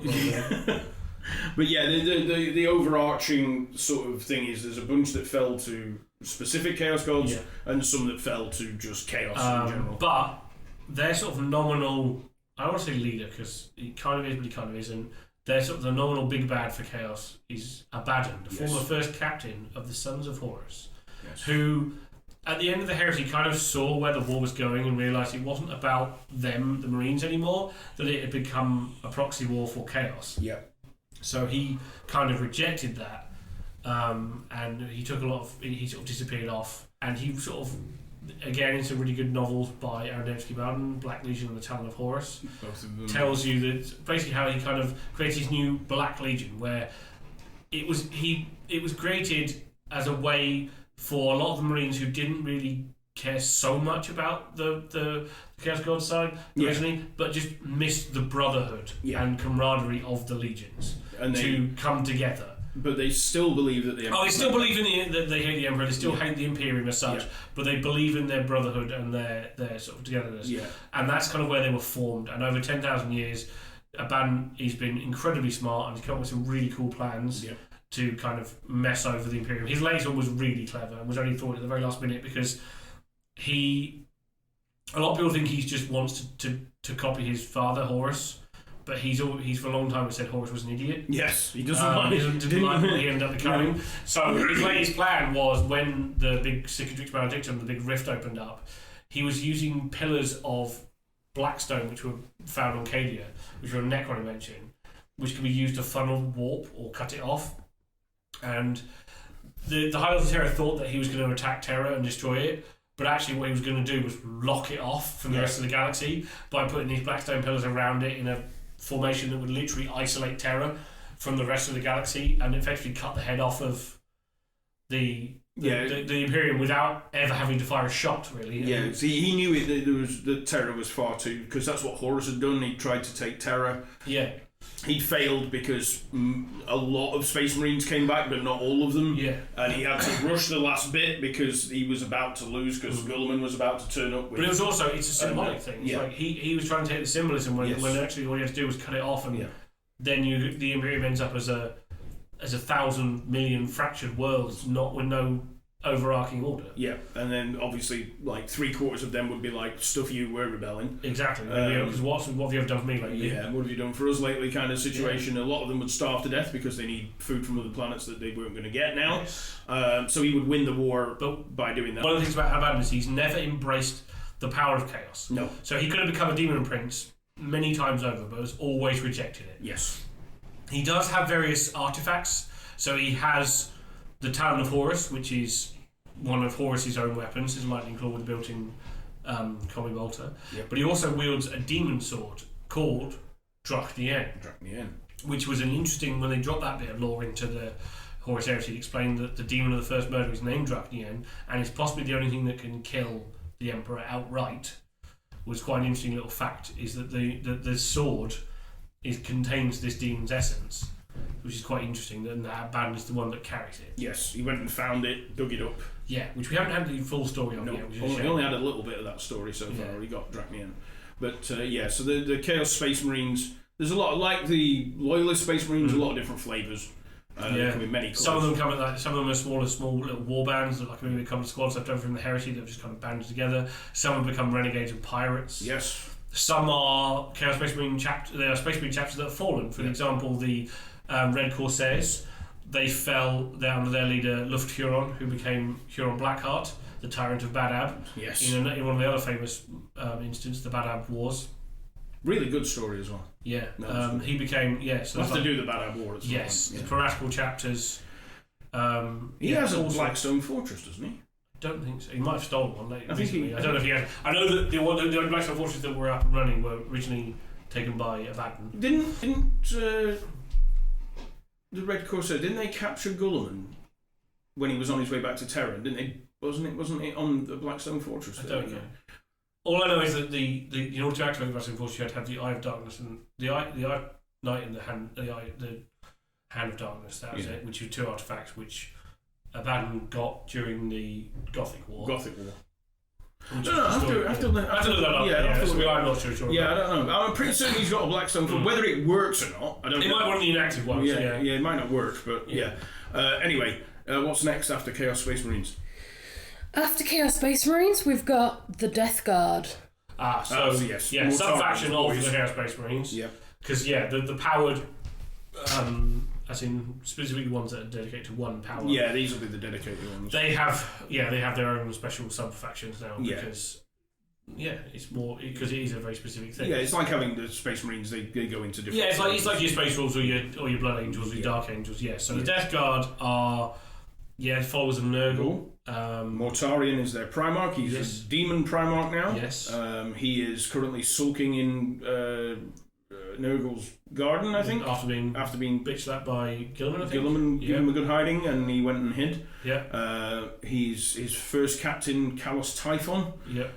Who they don't get on. No, they don't like one another. They kind of come together and they kind of don't. Yeah. They sort of back and forth. Typhon is now Typhus. The herald of the Destroyer Hive. Or the vessel of the Destroyer Hive. Yeah, he's like a very powerful Nurgle sorcerer. Yes. In his own right. And he's the favoured champion of. He was the one that kind of caused the rest of them to fall. Yeah, it's his fault. Anybody called Callus Typhon. Yeah, it's like you might be a bad guy. it's the Max Mayhem. Yes. Why are we following this guy around? His name is Evil McBackstabbage. Yeah, like the third. Yeah, but they like to spread diseases. There aren't many of them. No, a very small faction of Space Marines. There's not. You don't get hordes of. No, they tend to use a lot of like. There's one of their big things is poxwalkers, which are basically like zombies. Yeah, they tend to use that's what their sort of big things. They'll demon-infested vehicle. Things like that. But the actual Death Guard themselves are not in great number, but they are really cool. It's a really fun faction. They're always very happy. For some reason, and they do bring Beasts of Nurgle with them, which is one of my favourite units in any game. Are the great big slobbering, disease-ridden, pox-baden things, massive tentacles, flesh and tumours and teeth, and they just want friends. But they're literally just puppies. Yeah, and they just want friends. Their brain is just like a little puppy that wants love. And they go, oh, friends, and they run over to you and they want to lick you and hug you, and then you dissolve into a pile of slime and they get really sad. Yeah. Because they're like, oh, our friend is gone. My friend is gone. And then they try again. Over there is another friend! Yeah, that's all they want, is to make friends. Make they friends. will dissolve you in a pile of your own. And they are. Intestines. They are really. My favourite, I think definitely my favourite unit in any game is the Beasts of Nurgle, just because they're like 1-ton puppies of disease-infested acid. Yeah. So there's just friend. Yes. Oh, friend. Oh, is their entire. That shows you just how horrible chaos is. Yeah. So that's the Death Guard. They're. I'm sure we'll cover Mortarion more thoroughly later because he's got a lot. So next up. Next up, in the Chaos, is Thousand Suns. I thought it would be the followers of Magnus the Red, who apparently did nothing and then decided to go completely off the rails. Yeah. It was. I like to say that it wasn't Magnus's fault. If But it really was. It really wasn't. He's one of the saddest stories. The only one I feel sorry for is Araman. Arzak Araman, yeah, because Araman was very much like in the Heresy. He's very much portrayed like, look, we have this great psychic powers, but we shouldn't let that go to our heads, and we shouldn't rely on it all the time. Magnus. We should be careful. You know, there is a limit to knowledge that we can find. Yeah. We shouldn't use our powers for everything when we don't have to. Magnus. And Magnus was like, no, I'm smarter than all of you. I can look up whatever I want and do whatever I want. And they were like, and Aaron was like, yeah, but maybe we shouldn't. Yeah. Maybe we should just take it all in moderation. He was like, shut up, Aaron. And then it all went to shit, and he went, oh crap, I can't believe I didn't see this coming. And poor Aaron was like, yeah, it's almost like someone told you, dickhead. And then he was like, right, well, I'm going to have to fucking do something about this. Yeah. Because that was the thing, was after they fell, Aaron was obviously a bit pissed about this. Yep. And because Zinch being the god of change and thing, a lot of people tend to be a lot more mutations and horrible things happen to people that follow Zinch than say other gods. So the Legion was starting to happen to them. So Araman got a bunch of like-minded individuals together and said, look, we've got to stop this. We need to stop this decay of our Legion. We need to do something about it. So he, in secret from Magnus, decided to cast an incredibly powerful spell known as the Rubric of Araman, which was going to stop this flesh deterioration forever. Yes. And it succeeded, but being Zinch and messing around in the background, succeed is a subjective term. What happened was the less psychoactive members of the Legion were turned to dust inside their own armour. So they lost all of their personalities, all of their ability to reason outside themselves, and just became automata. Yep. And the more powerful members were spared from ever falling to the flesh change, and again, but yeah, it cost the Legion most of its troops. So you see, a lot of the 1,000 Suns you see are barely beyond mechanical autonomy. They all have. There's a sorcerer. Who leads a unit, and the unit is all just dust inside armor. Yeah. But it all comes back to Zinch messing around with it in the first place. Yes. He started it way before Magnus came back. With the flesh change and the psychic powers, and then Magnus came back and was like, I fixed it! I made a deal! I fixed it, and it turned out all he did was went to Zinch and went, would you mind helping knock it off for a while? Knocking it off for a bit, and he was like, yeah, no problem, we'll do that. And then nothing can possibly go wrong with this. Nothing can go wrong. And then much later on he came back and was like, you remember that deal we did? Yeah, about that. Yeah. So you're going to work for me now, and if you don't, everybody's going to become a big slobbering, gibbering, tentacle-ridden thingy. Yeah. So Magnus kind of had no choice. He backed himself into a corner. Yes. Because he thought he knew better. Yes. It's if his father had just told him what was going on. He tried to. No, yeah, but he didn't listen. But the Emperor always did things in the Dumbledore-esque fashion of not actually telling you, but sort of kind of telling you, instead of just being like, Magnus, but that's the nature of chaos. Sit down and shut up. But then conversely, the nature of chaos is that if you understand it too much, that's when you start becoming prey to it. Yeah. So there's a fine line between explaining and just going, look, just don't do this. Yes. Yeah. I want to be able to tell you, but if you learn, that's the whole crux of Magnus's character is there is some knowledge that is not worth knowing. Yeah.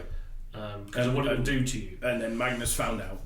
Yes. He fucked around and then he found out. So yeah, that's the 1,000 Suns. 1,000 Suns. I like Magnus. I'm not so much of a fan. No. Anyway, who's next? Next up, we've got the World Eaters. Yeah, they're one of my favourites. My least favourites. So one-dimensional. But I like them. Also, I like Khorne. I'm a simple man. Sometimes you just want to point me at an enemy and give me a challenge. So, the World Eaters under Angron, who, let's face it, should have been executed on sight, are the servants of the blood god Khorne, and they are essentially the berserkers. They are the close combat. They don't use guns very much. They don't like artillery very much. They just want to get to the enemy as fast as possible and chop them into tiny pieces using the most. The thing about Khorne is an aspect that's kind of fallen out of favour more recently. Is it used to be not just about bloodletting and skulls for the skull throne and things like that. It also been about martial prowess. Yes, and honour as well. Yeah, it was very much honourable. like, I will challenge you to this one-on-one fight, and I will take your skull for corn. Yes. In an honourable way, and it's kind of that's gone away now. It kind of it hasn't. Like I feel like it's not emphasised as much as it used to be. I think my issue with the World Eaters is I have issue with Angron, which we'll cover when we get to him. I have issue with the fact that there can't be that many of them left anymore. They're just not clever enough to reproduce. Corn doesn't always let them die. Yeah, there is Khan the Betrayer, who actually technically died on Terra. And he's still running around the 41st millennium. And somewhere else as well. He's died a few times, But Corn quite likes him. He's like, you're pretty cool. You can come back. You've filled your quota of skulls for the Skull Throne. But the World Eaters... like I said, not my most. Granted, they're not like the deepest of all characters, but sometimes you just gotta parrot your chain axe and chop cut a few heads off. Yeah. And sometimes that's they're not very well covered either, are they? Apart from Khan. In terms of characters, there's Lior, the Fire Fist, who's one of the founder members of the Black Legion, who is actually a Devastator Sergeant, which is quite interesting. That was one of the things that was really cool about him, was like his whole martial discipline was death from afar. Yeah. Which was quite cool. So we have a different take on the whole. Yeah, you don't really get that now. No. But they haven't really been given an awful lot like for example, the they tend to be addendums to other things. Yes. And they were also there. And they were there. Yeah. And there was a company of they have a lot of things like them fighting the Emperor's Children, because Khorne and Slaanesh are polar opposites and they tend to fight a lot. So there's a lot of like Emperor's Children versus World Eaters. Yeah. I still think all the other ones are covered more. Yes, I think they are. But again, I think it's because I don't think there's a lot of particularly massive narrative depth there. No. There's some cool things you can do. I'm not going to be wrong, and I'm sure some great writers will do something. We'll do something with them. But on the whole, they aren't particularly deep. So they're just more fun to be like the one rev them up and point them at the end. Yeah, they're usually wherever you get a chaos incursion, they are there. I enjoy playing them on the tabletop because, again, sometimes contact with the enemy is the best plan. Yep. All plans fail until contact with the enemy. So unless you contact with the enemy, it can't fail. Yeah, if your plan is to contact the enemy, then... Some of my favourite games have just been just to literally throw untold numbers of berserkers and demons at people until they die. The World Eaters. Yep. Simple, to the point. Yep. What's next? Last up for this umbrella is the Chaos Demons. So, the Chaos Demons, before we get deep into them, I am going to say we will cover these, although all of them more deeply. This one is one I think we should just do very quickly, because once we start... Oh, we could go down so many times. This is going to go on for hours. So, from the warp, the immaterium, the emotions that are channeled into it are given substance, and some of the substance is allowed back into the materium through various means, methods, and they take the form of chaos demons. So if we can quickly, so there's the screamers. No. So let's go for a big start. Start with Khorne. So for Khorne, you tend the most common forms are the bloodletters. These are your basic foot troops. Yep. You've got flesh hounds. They're basically lizardy-like. Hounds. Yeah, they're your hellhound. Yeah, hellhounds. So you're basically hellhound. And then you've got blood crushers, who are bloodletters riding giant brass rhinos. Yeah. That's them. Nurgle, you've got the beasts, as we mentioned previously. Yeah. They're normal foot soldiers, the plague bearers, which are one-eyed, one-horned guys with horrible swords dripping full of horribleness. Yep. You've got bloat drones. Bloat drones are like giant flies, and you've got Nurglings, which are happy little chappies, which deserve their own chapter all to themselves. Yeah, they're gonna because they're great. Yeah, Nurglings are fantastic. Some of the best models out there are various Nurglings and other caring characters. Search sassy Nurgling on Google for that. Then Tzeentch, you've got your basic horrors, which when they die split into blue horrors, split into blue horrors, which then split into brimstone horrors. You have the Screamers, which are basically like big manta rays that fly through the sky. Yes. You have Flamers, which are like big horrors that sprout various colors of flame. Yeah. And then you've got chariots and things. And then for Slaanesh, you've got the Demonettes, which are like exotic women with crab claws, or exotic men with crab claws, or exotic both with crab claws. Yeah. You've got the Seekers, which are like weird lizardy, long-tongued horse. Slanesh is difficult to define because it usually is an amalgamation of a lot of things. Yes, Yeah. of like snake. And There's a lot of snake imagery and crab imagery and stuff in there. Boobs. Yeah, A lot of yes, boobs. a lot of boobs, a lot of nipples. Yes. Many nipples. Many. Yeah, boobs. you've got seekers, you've got your flesh out, and then you've got various other flavours of them. Yeah. Is there another one for Slanesh? Do they have any more? I'm sure I'm missing. Fiends. Fiends, that's the Fiends, which Fiends are- of Slanesh. Yeah, which are like weird backward jointed legs, Yeah. and crab claws, and weird snaky bits. And, Yeah. But there are various mixture flavours of cavalry and Yeah. chariots and All that characters. sort of stuff. But Yeah. and then you go up the scale to the greater demons. Yes, so you got the Great Demons. So Khorne's Great Demon is the Bloodthirster, which is a Bloodthirster. big bat-winged classic. He is a Balrog. Yeah, barrel, whip, axe usually. Yep. Great Unclean One, massively fat, festive chap, big horns, Yeah. and a big knife. Always happy. Yeah, always happy. Very happy for that. Nurglings crawling all over and in and out of him. Tickling him. Yeah, you've got the Lord of Change, which is like a weird bird-man hybrid. Oh, there's actually a reference. It's from something, but I can't remember. Oh, Yeah. they look like Skeksis. very colourful Skeksis. Yeah, from the Dark Crystal. Dark Crystal. There we go. I knew it was in there somewhere. and then- they are Zinches boys. Yep, and then you've got Power Slaneshes, which is the Keeper of Secrets, which they're usually depicted as like an amalgam of both male and female. They've got 4 arms, 2 of which are crab claws, and then usually a bull-like head. Yeah. Is usually the Very lithe, very sexual. yes, like indeterminate. Despite the various animal parts. Yeah. And The whole point about Slanesh is you find them weirdly attractive, but you really shouldn't be able to. It's Yeah.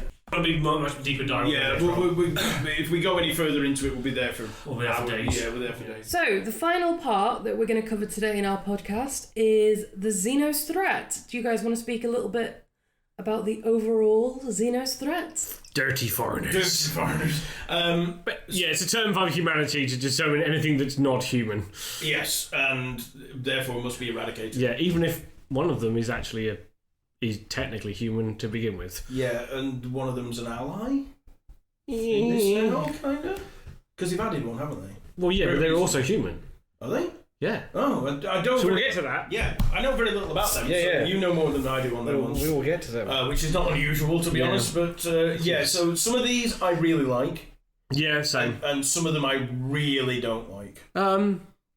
These are Yeah. my definite Marmite. Oh, so, yeah, These see, are I'm my Marmite all section. right with most of them, I think. No, Some are more exciting to me than others. Yeah, no, I have some... Having nearly painted every single army there is going for 40k, like, yeah, this is... This is yeah, on fine. a lore front, Yeah, some of these I adore, and some of them I despise. that's fair. But we'll get to them, and you'll figure it out quite easily. Could it be?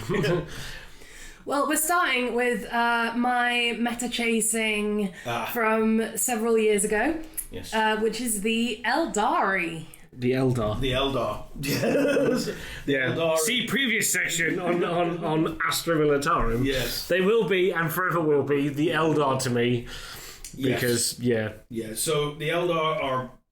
just before I go on to this, has it got the other parts of the Eldar in there? It does, yes. Right, okay, Yeah. so I assume That's this... next. So this is the Craft World Eldar. Yeah, so I'm going to assume this is The coming... Asuriani, as they call them now. Yeah. Followers of Izuman. Yes. The original, if you're an old player, these are the Eldar. Yeah, these are your OG, like, Yeah. White Dwarf 127 Yes. Eldar. Eldar from... Space Elves. Space Elves. Yeah, that's what they are. They are responsible for the creation of Slanesh. Yeah, because they basically went to a bit too much excess in everything. Yes. Too much partying, too much fun times, too Yes. much Too many kinky whips and times. chains. Exactly. Too much... You know, everything in moderation, even whips and chains. Yeah. You can have whips and chains. Yeah, just just it in can't be moderation. everything Yeah. about whips and chains. So yeah, they were responsible. That's what they call it, the Fall. Yes. And since then, basically that destroyed most of their empire. Created a massive hole in the universe, which became known as the Eye of Terror. Yes. And birthed the god Slanesh, who hungers for their souls. So now they have come up with a cunning plan that every time one of them dies, they have like a big gemstone that they carry on their person at all times, which if they ever die, their soul is, instead of being eaten by Slanesh, is trapped within the spirit stone. And whilst the Eldar themselves view this as a kind of terrible necessity, and every so often they do make use of the dead, because they have they're wraith constructs. Yes, where they sing Wraithstone into Wraithbone into a shape. It's a I think it's referred to as an organic ceramoplastic material. But yeah, they have these cast of people called bone singers whose literal job is to sing at things and it makes things. Yeah, and then they shapes them. They and plug then them. a soul stone, spirit stone into one of these into constructs. one of it, and it kind of gives it a sense. It kind of gives it a bit of life. They're not perfect. Some of the bigger constructs, like the Wraith Lords, tend to be like they use the spirit stones of fallen aspect warriors because they have more sort of martial prowess. Yeah. But yeah, they are the emergency troops. Of some of if there's this is why like one of the famous craft worlds like Andon, their whole thing is mostly ghost constructs because they got attacked by what someone talked about later, the Tyranids, and nearly destroyed. Yeah. So they have to rely on the dead. Yeah.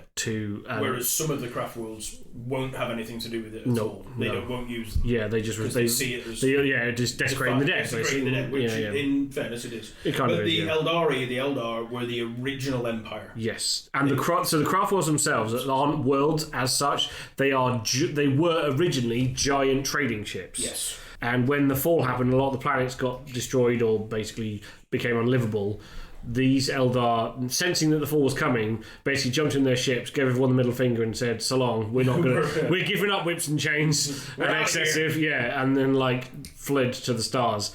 So long and thanks for all your fish. Yes. Pretty much, yeah. So they took all that and then they came up with something called the Path, which is whereby they can learn a lot about one thing, but only one thing at a time. So you have the Path of the Warrior, where you might decide, okay, I'm a bit angry at the moment, I need to kind of express this and work through it, so I'm going to go and join one of the aspect shrines and I'm going to become a warrior and sort of work through my issues a bit, and then when I'm done with that I might go and become a poet or a seer. But the problem is sometimes people get stuck in these paths.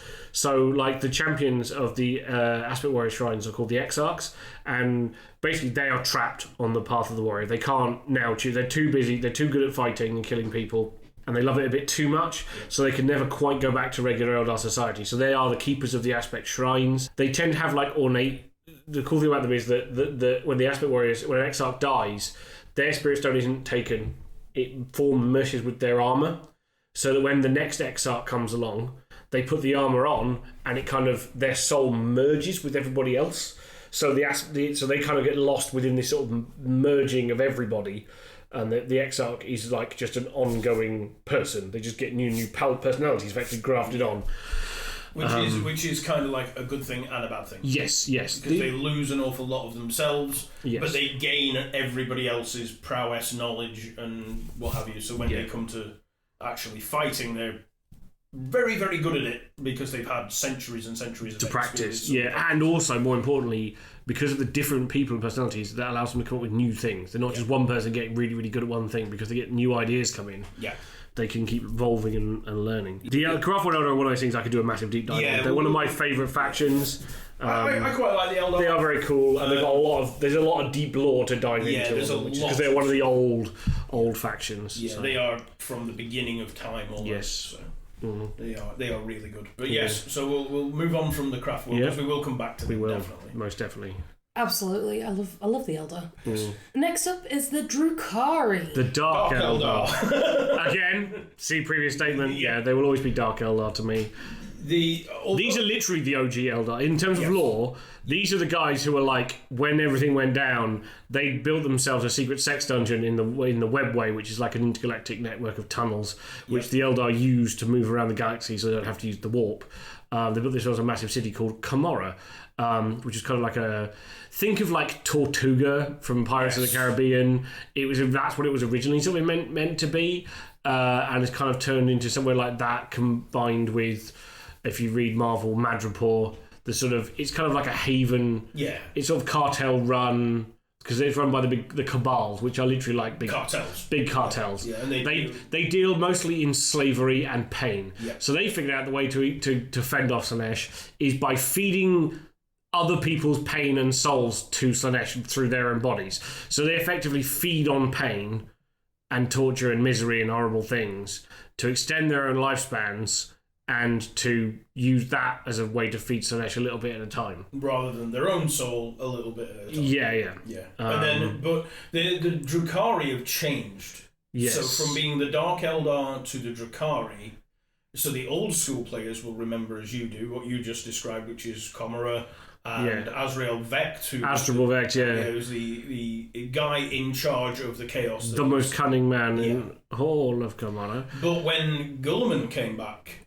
during the fall of Cadia and all that nonsense, Comora actually got invaded by demons. And because they opened a big gap in it, pulling a crone sword, I think it was, out of Comora, and it opened up the webway to the warp, which then let all the demons in because they'd all been waiting for centuries to get into it to eat the Drukhari, the Dark Eldar, and a load of them fled with Yenade. Yep, the God of the Dead. The God of the Dead, and. Vecht also basically jumped in his thing and went, peace out folks, I'm out of here. Yeah, the thing about Vecht is like he's literally seen you coming. Yeah, he knew this was going to happen. Like he's again another one of those characters that has a lot of really cool lore to him because his whole thing is he came from nothing, created this cabal. Well, he effectively created the entire cabal system because the whole place used to be run by hereditary families of like nobles, and he overthrew that system and set up the cabal system with himself at the top. Because he is literally that cunning. Like, no matter how cool a plan you've got, he's always 2 steps ahead of you. Yeah, he knew you were doing it. He figured out how to stop you. But but he'll let you do it because also he gets bored easily. Yeah, so because he's so good at these things. He likes to see how they play out and then goes, yeah, that's enough now. Yeah, like this is the bit where it gets a bit dangerous to me. No, I'm shutting it down. Yeah, you're dead now. Yeah. Or you're in a pit, or you're off to the homuncular covens, or for various skin grafting stuff. And so it's now 2 lots of Drukhari essentially. There's the lot that went off and have joined the craft world. Yeah, and gone with them. Well, the kind of some of the craft people have lost join separated from those. They form sort of a mixed faction called the Inari. They follow the God of the Dead because there was a prophecy that as the Eldar was going to die, Yenade, the God of the Dead, would get powerful enough to awaken and take on Slaanesh. Yes. And that through convoluted means, they kind of awakened her a little bit early. Yeah. So that was what's his name's fault. Eldrad. Eldrad's fault. Yeah, kind of. It was interrupted by the kill team sent from the Deathwatch. Yeah. Yeah, they kind of went, ooh, no, we don't want any of that happening. So they messed it up, and you ended with this kind of not quite complete God of the Dead. Yeah, so they're kind of, and then they just ruined out our politics for everyone. Yeah. Damn 3-party systems. So the Drukhari, as was, the Dark Eldar, don't really exist as they used to because Comora is gone. Well, we don't really know because they've been quietly they're one of those factions that has a lot of love in the background, but they get updated once every 2 decades. Yeah, so the next update we'll figure out what. Yeah, like a lot of things in modern 40k synth 8th edition. Yeah. There's a lot of really cool plot threads hanging that no one's picked up and ran with yet. So I anticipate some love for the. Oh, totally. At some point. Yeah. I love them. They've the witch cult's one of their 3 the gladiatorial fighters. Yes. Is one of their 3 big strata of their society. You've got the Cabals, the Witch Cults, and the Homunculus Covens, who are sort of mad scientists. Yes. That's where Fabius Bile learned all his he did, didn't he? Yeah, he got all his stuff from them. Yeah. But the Witch Cult's always been one of my favourite things, and I've been playing them every edition since they came out. And this is the one, this edition. Every time there's even a little update, I'm always like, this is the one. This is where they're good and playable and viable. Well, they were. I know they were briefly. They were like the army, but they were also really hard to play, and now they're the worst army again. I know, they're terrible. But they've always been rubbish for me, and I'm like, but I just love them. I just think they're really cool. I think that's more to do with the pilot than the. Yeah, it's true. Yeah, I'm not gonna lie. Yeah. Anyway, Drukhari, love it. Dark Eldar. Yes. Next up, we've got the Tyranids. Ah, yes. Extragalactic gribbly beasties from beyond the veil. Yes, from the extra galactic. Yes, which means they're not even from this galaxy. They've come in from all directions. Well, they came from the Eastern Fringe originally. So they came from the Eastern. If you look at the galaxy orientated, however way, one particular way, the way the cartographers of the Imperium do it, from the eastern side of the galaxy. Ultramar. Yeah. Now, there's a really cool throwaway bit in one of the Horus Heresy novels where there was a really cool thing called the Beacon of Sotha, which the Ultramarines were kind of using during the Heresy as a backup Astronomicon, which is this weird... It eventually turned out to be like it's Necron technology. Yes. But it's also might be other types of nonsense. Old one it's old technology, yeah. It's Necrons or old ones or possibly both. Or both. And something else. there was the Night Lords went to try and destroy it, and in the last act of defiance, the guy who was basically running it overloaded it and sent a massive pulse out so that they could save Gilliman from being trapped in a warp storm. Mm-hmm. And really, one of the really cool things is at the very end of the book, in the sort of throwaway in the epilogue, it says, deep in intergalactic space, something saw the Flash and went, ooh, food. And this was, bearing in mind, this was in the year sort of 30,000, and it took them nearly 10,000 years to get here. And towards the latter end of the 41st millennium, these creatures started appearing. They've been vanguard organisms, as they call them. Gene stealers had been around for a long time, infiltrating things, and no one really knew what they were for or where they came from.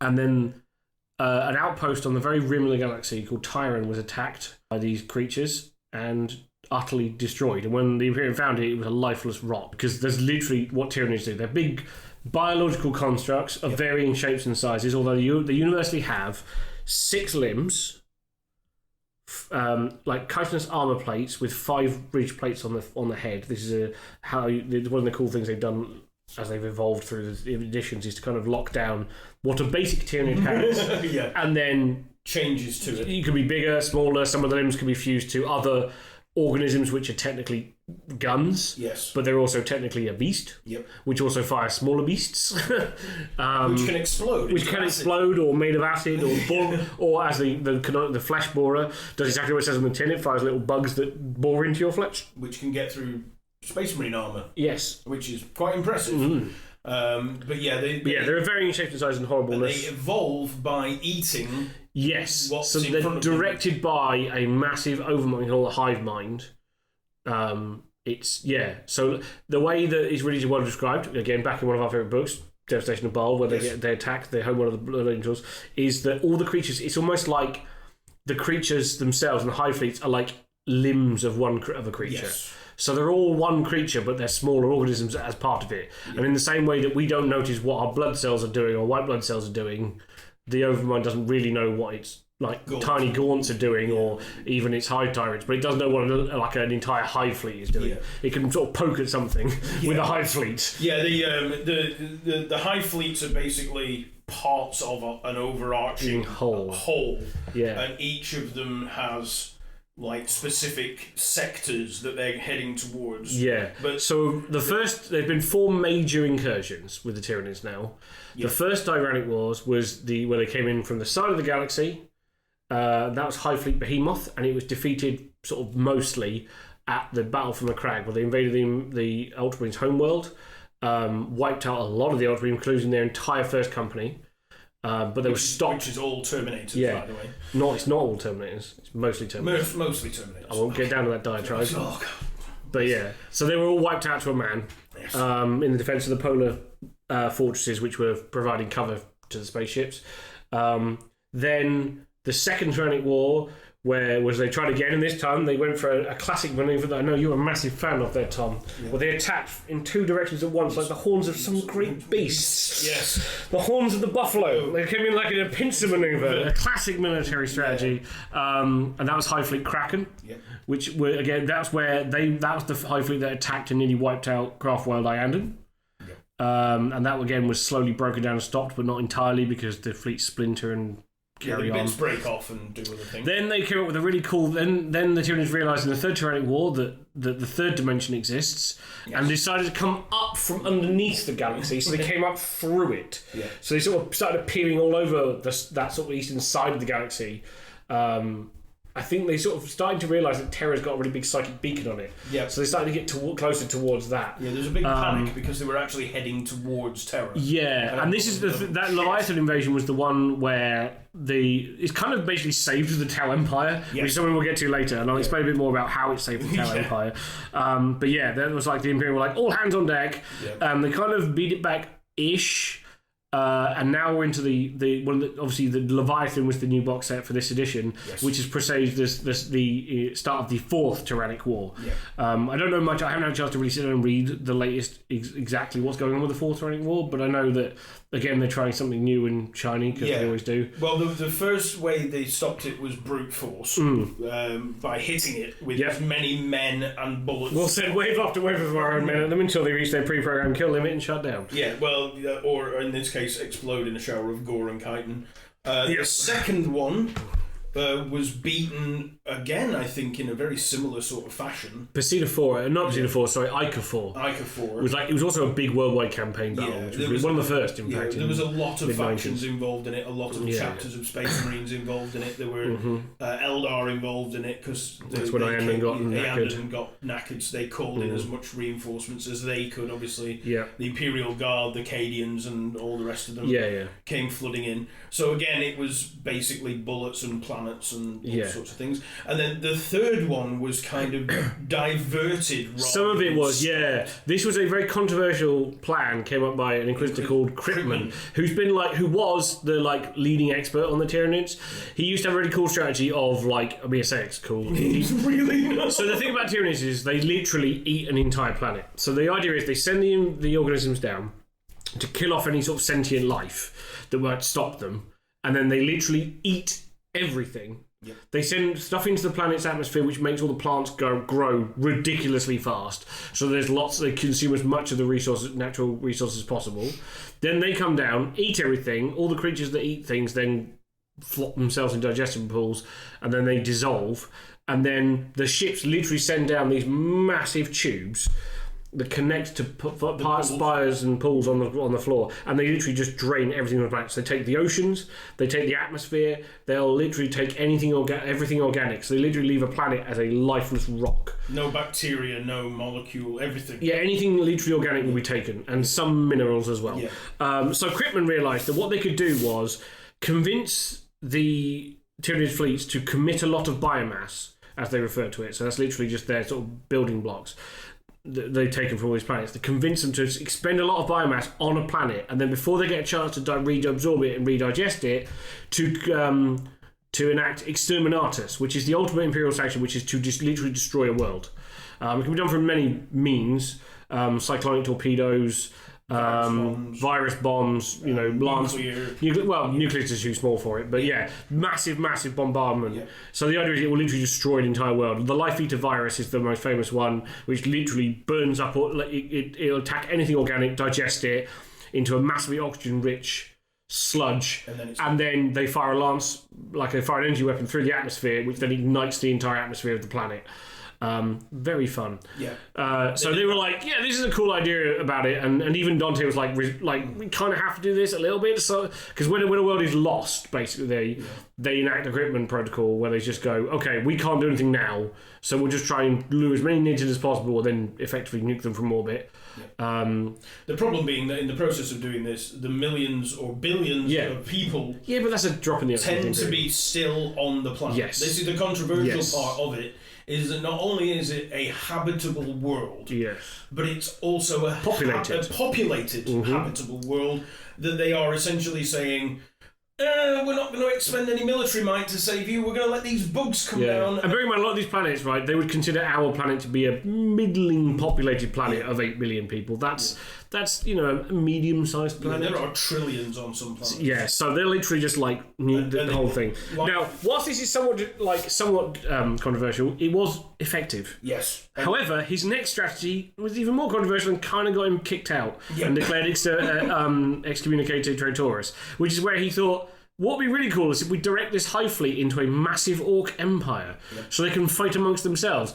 The only problem with that being that whichever one of them wins is going to come out a fuck lot stronger than before. So that was the one that everyone kind of went, I see the idea, but also, what the fuck are you playing at? So that's actually where you started to see orcs that are with Tyranid bits on the walls and in the lore, and Tyranids that looked like orcs after having consumed. Originally, again, it used to be a really cool thing that some of the various creatures were expressions of certain races in the galaxy. So like biovores. Biovores used to be. They've trying to change them now. They've made them more insectile, but they used to be in the lore. They used to be very heavily influenced, like because orcs are made from spores. Yes. So they're fungus, effectively. They're not people. They're just mushrooms. Mushrooms. So the idea was that the TIE fleets had eaten them and gone, hey, these things have got these spores that come off them. Well, we could use that. We could express that a bit more and literally have them launch massive spores at people. They explode at people, and hence the Biovore was created. When they ate the Eldar, they were like, these guys are really psychic. We could create a beast that's got a massive brain and can psychically blast things. Yeah. Thus bullets. Yes, and thus the Zone Throats were created. And then they ate some Space Marines. I was like, man, these guys are really tough and really hard to kill. These would be really good at protecting our Hive Tyrants, and thus the Tyrant Guard were created. So, although they're blind. Yes, because they don't need senses. Yes. They don't need those senses because they literally are directed by the Hive Tyrants, like, stand in front of me. Get Bug shot. Steve. Yeah, and it's just like... okay. Yeah. Yeah. So Tyranids, both me and Pete really like Tyranids. You might have noticed this went on slightly longer. It did, yes. It did, yes. But that's as we all want to do. Yeah, as we all want to do. But yes, Tyranids my favourite of the Xenos races. You may have noticed. Yeah. I like the Tyranids. The Great Devourer is coming for all of us. Indeed. Yes. Who's next? Next up, we've got the Gene Stealer cults. See, these are the precursors. This will be the quicker part because this is basically the vanguard. So, as we said before, like what happens is the Gene Stealers are designed. What they do is they hide aboard spaceships and things and hulks and that drift through the warp, and they appear and they basically get themselves on planets. And then what they do is the reason they're called Gene Stealers is because when they find one of them lands on a planet, it will infect people by injecting eggs effectively into Tyranid people. DNA. Yes, Tyranid DNA into them and makes the people subservient to them. But what happens is, the idea is that these people then have kids, which are then infected with Tyranid DNA. And as the generations go through, the people become less and less people and more Tyranid, more and more Gene Stealers. Yes. And what happens to the original Gene Stealers is it will get bigger and bigger and more psychically powerful. And the idea is, as more and more humans are infected and brought into the cult, they form like a psychic network, which allows the Gene Stealer Patriarch, the first one, to send a basically come here and eat signal. Yes. Free dining, all you can eat. All you can eat buffet on this planet. And then like that's the cycle. Then that makes it happen, and eventually people will be giving birth to full-bred, pure-blood Gene Stealers. And the reason people don't notice is that psychic net. Basically, they go, oh, my son, daughter is beautiful, and you're like, you've seen people with really ugly babies. Like at least they don't have like chitin growing out of their foreheads and like 2 extra arms. So I mean, I don't know. Some of you might have seen babies like that. Yeah. I'm not going to judge. Especially around Moornook. I was staying away from that joke. I was going to tee you up for that one, but I just wanted to like insert local inbred village region here. Yeah, you may localise that joke as you see fit. But yeah, so the basically even though they're abominations, aberrants, and Gene Stealers, essentially, that are being given birth, the population as a whole sees regular people because of the if it's big enough. But yeah, like the cultists themselves are just like, this is my beautiful baby, and I must protect me and the family. Yeah, and like, the other thing they do, backwards inbred Hicks do. Yeah, the other thing they do is those children that look more like people. Yes, infiltrate various parts of the government, and or the military. Or the ecclesiarchy. Yes, so at the appointed hour. Yeah. Like because you start seeing like one of the biggest cults that is like one of the factions you used to be able to play as due to the cults is the cult of the Four-Armed Emperor. Yes. Where because the ecclesiarchy is kind of, I don't want to say they're very open-minded because they're not. No. But like you can worship, like let's imagine they were like a denomination. Christianity is the thing. They're like they don't care if you're Protestant, Catholic, like Orthodox, Methodist, anything like that. All they care about is that you worship Jesus. Yes. Right? That's what the ecclesiarchy like. Replace Jesus with the emperor. Yeah, and then that's like the ecclesiarchy. That's the ecclesiarchy. They're like, no matter which one you are. Yeah, if you think the emperor's the son, that's fine. We're fine with it as long as you acknowledge that it is the emperor that is the son. Yes. So like, when things are like, the emperor as a weird four-armed being, that seems fine. Yep. To start with. Yeah, and then we'll fix you later. Yeah, and then all sorts of horrible things start happening, and they're like, maybe not so much. Yeah. By which point it's too late. Yeah. And the rest of the Tyranids have turned up. And it's Revolution Day, my friends, because that's the other thing. They tend to convince or make them believe that it's actually like a revolution, like they can overthrow their oppressors, and that the gods from the stars are coming to save us all. Except you replace the word "save" with "eat." Yeah. Because that's basically what. But they don't know that either. No, they don't. A lot of people are completely. Wait a minute. What's this? Yeah, This is overlords from the sky are here. Oh wait, why have they got big teeth? Yeah. Yeah. Oh shit, too late. Yes. But yeah, the Gene Stealer cult's another one of my favourites. I like the Gene Stealer. Yeah, well, that's just their tyranny adjacent. Yeah. Next up, we've got the Leagues of Votan. Votan. Every time I hear that, all I can think of is that. Votan. So, this is what we get again. No one can actually see you do the Yeah, we can hear the Votan. Yeah, they can't see the gang signs, but they can hear the Votan. So yeah, this is another one of those that I will always call squats. Because way back, we in version 1 of in Rogue Trader, the first edition of 40k, we had space dwarves which were called squats. Yes. And space elves. From many generations, there's always been a joke about them coming back into 40k. They were canonically eaten. They used to be an epic for a while, and then they were canonically the Tyranids came and ate their homeworld of Golgotha. Yes. Now basically wiped them out. They were absorbed in, weren't they? Whatever was left. So, and that was their way of being written out. Yeah. So obviously recently they've made a triumphant return, using a lot of their sort of old aesthetic and merging it with sort of a newer sort of space miners aesthetic. They got very much, whilst they still have that dwarf feel. They've gone more down their vehicle stuff look like moon buggies and Which is cool. I quite like it. I think it's pretty cool. But I don't know a lot about them. I know the technology's quite good. Yeah, the technology's quite good. So the whole thing is actually what they really are is humans. Right. They're humans that went out in the great age of technology, which is before way back, sort of mid-20th millennia type thing. It's something we'll cover in the future, So they kind of went out there, they genetically modified themselves to deal with the harshness of deep space and various... And that's what ended up making them small and dense and things like that. So whilst they are technically humans, they are now diverged enough that the Imperium doesn't really recognize them. The Leagues of Votan, they know they are, they just refuse to acknowledge that because they don't put them under their... They don't want to be under Imperial security. They also do a lot of other things. So now one of the things that the Imperium really does not like, and the Mechanicum especially, is artificial intelligence. Yes. Thinking machines are forbidden. It's not artificial though, is it? It's abominable intelligence. Yes, abominable intelligence. Yes, sorry. They don't like that at all. So...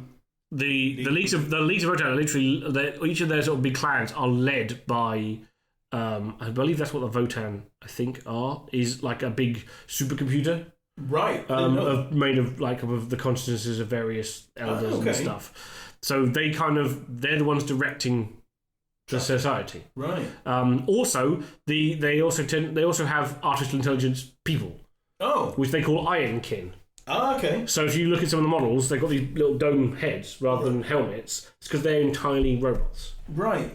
But to the squats, they're just the same. They're just the same. They treat them the same as people. Oh, okay. They're just like So are they in a thing of the Men of Iron, or is that entirely different? The Men of Iron is the thing that made the Imperium go no to AI. No, one would assume they're similar. It's a similar technology. Right. But yeah, they are. They have a lot of this really amazing technology. They sold ion technology to the Tau. That's where they got it from. Right. Although obviously being it's a knockoff. It's obviously first generation ion technology as opposed to these vast superior ion technology that the leagues can maintain themselves. There's a lot of cool new lore to them. Obviously they're relatively new. Reimagined faction. Yeah. So again, I'm talking. Some of this may be wrong, but I don't know any. I haven't missed all of this. Delved enough. I just looked at some of the sort of skimmed it. This is the faction that I can honestly say I know. Other than its aesthetic, and the fact that they are essentially space wars with good technology. With all 40k things, there are cool versions with mysterious secrets that if they were to be ever known. But anything other than that, I didn't know anything about the supercomputer thing. Yeah, it's really cool. And some of them are shutting down. Oh. And the society's like, what do we do now? And some of them are going a bit mental because people have been reinstalling Windows 10 too often, and now it's like, quick, go back. And some of them still insist that Windows XP is the best, and they refuse to update. It's like there's something. They're one of those factions that I'm really still like. I want to see more of their society. Really cool, we don't have any. We have one named character for their race, and I find that named characters are a really good porthole into the society. Trying to explain and also different sub factions. Yes. At the moment we just got one guy who's just like a captain kind of guy, but better. Right. So we don't really I don't think he has enough of his own stuff going on for us to be like, oh cool, he exemplifies this about their society. Which is what a lot of the other special characters do. But yeah, that's pretty much the Leagues of Votan. We'll have to go and do our research and come to a new episode. And then Leagues of Votan Revisited. Leagues of Votan Revisited. Squats are back. Next up, my first army that I never built, never painted, never took out the boxes, but someone did buy all of it for me. And then promptly sold it all for her because she didn't do anything with it. Yep. The Necrons. Me some. Well, I say that. I like me a Necron. Which one? Trazyn. Oh, Trazyn. Get in the box. Get in the box. He's a Pokemon trainer. Yeah. Trazyn the Infinite. So Trazyn the Infinite is the most like so right. Okay, hang on. We'll get back to Trazyn. I think we should come back to Trazyn as a whole separate episode because his whole thing is brilliant. But Necrons as a society, so they were one of the very first races in the galaxy. They were peers of the old ones, who we might have spoken about, who were kind of like the granddads of most people. Yeah, they kind of created most of the races in 40k, up to and including the Orcs, which were kind of one of their last-ditch weapons, which I find hilarious. So yeah, the Necrons were like this utterly ancient race of people, and they were in a war with the old ones, and these star gods turned up called the Satan, who were like, hey, we've got this really good... Satan or Catan? I used to say Catan, but people say Satan. Because it's C''T''A''N. Yeah, so I think... whichever way you want to pronounce it. Yeah, regional pronunciations may vary. So they turned up, we're like, hey, we've got this cool idea. Tell you what, if you do this thing called biotransference, right, your bodies are weak and mushy. But if we do this thing, right, this process, we step in this machine, we'll give you a body that will never die and you will be immortal forever. And people were like, hey, that sounds like a really cool idea. Let's do that. So they did, and they basically got all their consciousness transferred into robots. Unfortunately, depending on which price point you went for, depended on how much of your body and mind got put into said robot. So if you were basically a peon, you were just a robot. Whereas if you were a high and mighty overlord, equivalent, because they have a very Egyptian aesthetic. They are the undead, effectively, faction. They're space undead with a heavy... They're the Tomb Kings. They are Tomb Kings, but for people who don't know, they're space undead with an Egyptian bent. Yes. For those of you who do know, they're space Tomb Kings. They're space Tomb Kings, yeah. So they all got turned into metal bodies, and their sort of overlords were like, hey, this doesn't seem so bad. But everyone else was like, Roger. So they didn't really care either, and they couldn't revolt. But the more smarter of the Necrons that remained kind of went, wait a minute, we got tricked, this is bullshit. So they basically either killed or imprisoned their gods. Which is why you see like shards of they've been destroyed or shattered into parts, which is why they're sort of big towering monsters are the shard. One of the big ones is the Shard of the Void Dragon, which is they've all got really cool names like Nightbringer, the Deceiver, the Outsider, the Dragon, the Void Dragon. They've all got those sort of cool names. They sound like either that or like Time Lords from Doctor Who. Yes. They were all like that was their society. So then they went to sleep. They went to the Great Sleep, which for millions and millions of years they've been asleep in like tombs under planets, and in the last sort of millennia they've slowly been waking up as people have been landing on their planets and being like, oh, there's some really weird metals under this planet, or that pyramid looks a bit weird, and then they mined too deep and too greedily and knocked on their alarm clocks, and they were like, hang on a minute. See, they've changed. Also, the thing about Necrons is they've changed a lot in terms of their aesthetic. Yes. In over the course when they first appeared in 40k, they were really dark. Like the idea was that they were very soulless. Like they didn't really have any personality. They were just reacting. And one of the cool things is one of the Apocalypse expansions. They kind of explained that the thing about Necron Tomb World is we've never seen one at full power. No. Because they only respawn with a level of reaction. So that they kind of wake up some of the like robots that have like, you know, the Matrix. Yes. They have a very similar aesthetic to the Matrix. They have like these creatures like tomb spiders and wraiths and things that look after the tomb world while everyone else is asleep. And they're more sort of like insecty, creaturey based.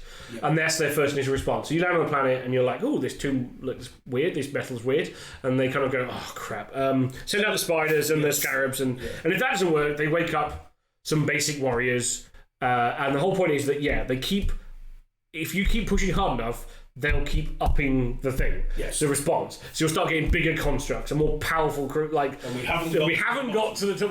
We're kind of still messing around on like level 2 or 3. Of many. Yeah, they run hundreds of levels deep, and we're at like Yes. level 2. And like I said, this was a lot darker back then when they were slowly starting to awaken, and as they've awakened more and more, they've kind of like Games Workshop lean more into a fact that there's loads of different. They're sort of more bickery. They're more like petty kings and pharaohs. Dynasties. They've gone with the dynasty thing. So like some of them are really competent. Some of them are like old men that are just nuts and think that this is still like millions of years ago. Yeah, they're fighting. Yeah. It's kind of got to be like. And whilst it has added some interesting character to them, I think for me personally, it's taken away some of their menace.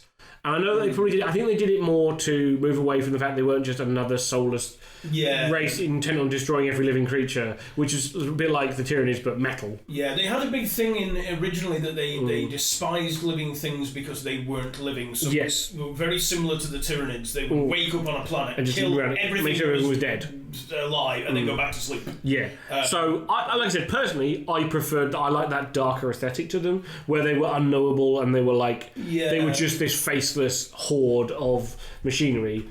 In the same way, but like I said, I understand why I like the dynasties. dynasties. I like the character that it's. Some of them I do. Some of them I think is a little bit too like comedy Egyptians. Yeah, I mean, but they always do that with everything though. Like Games Workshop are really guilty of going, here's a good idea, let's take it a step too far.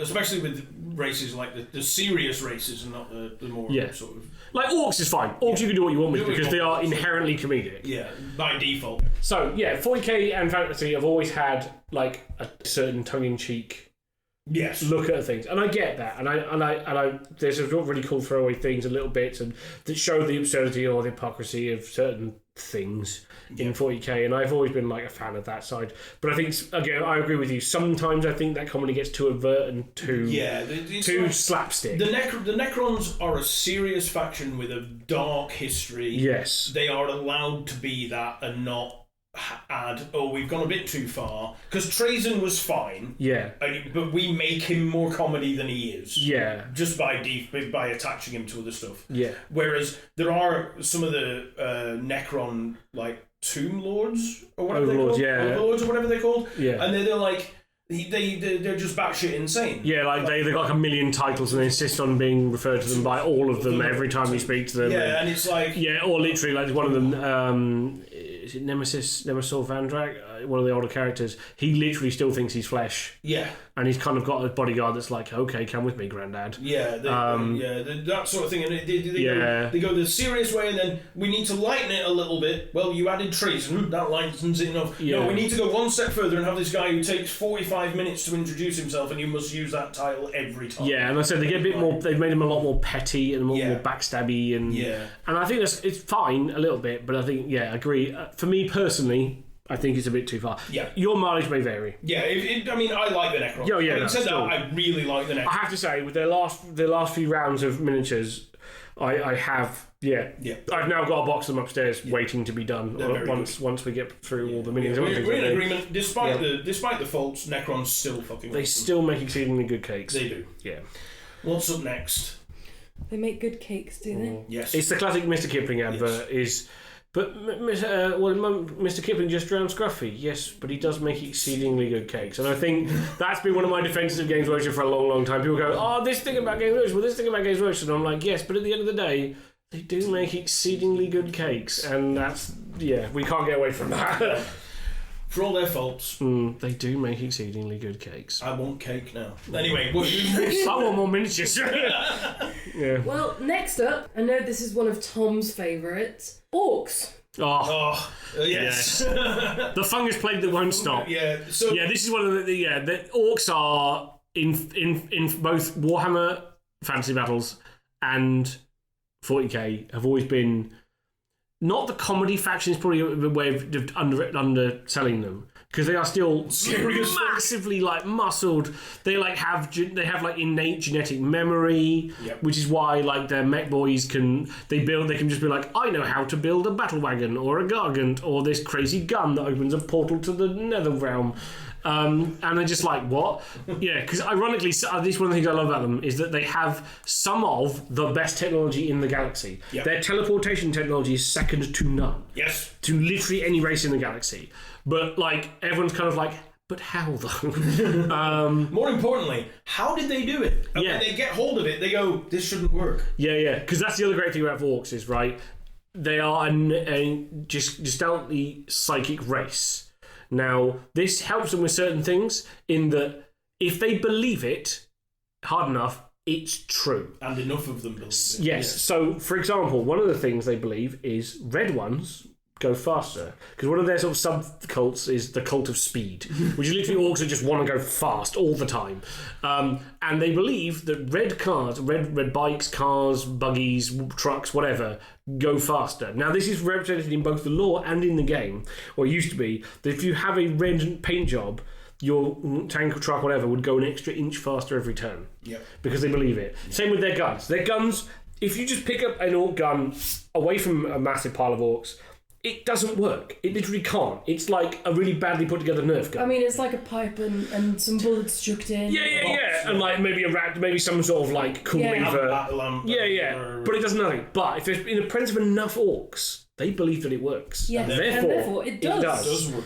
Again, this is a faction we could do an absolutely massive deep dive on because they have so many fun parts. Basically the orcs are the galactic terror because along with the Tyranids, they never seem to end. Because the thing about them, because they're fungus, the way it works is that if you have an orc invasion on your planet, you might kill them all.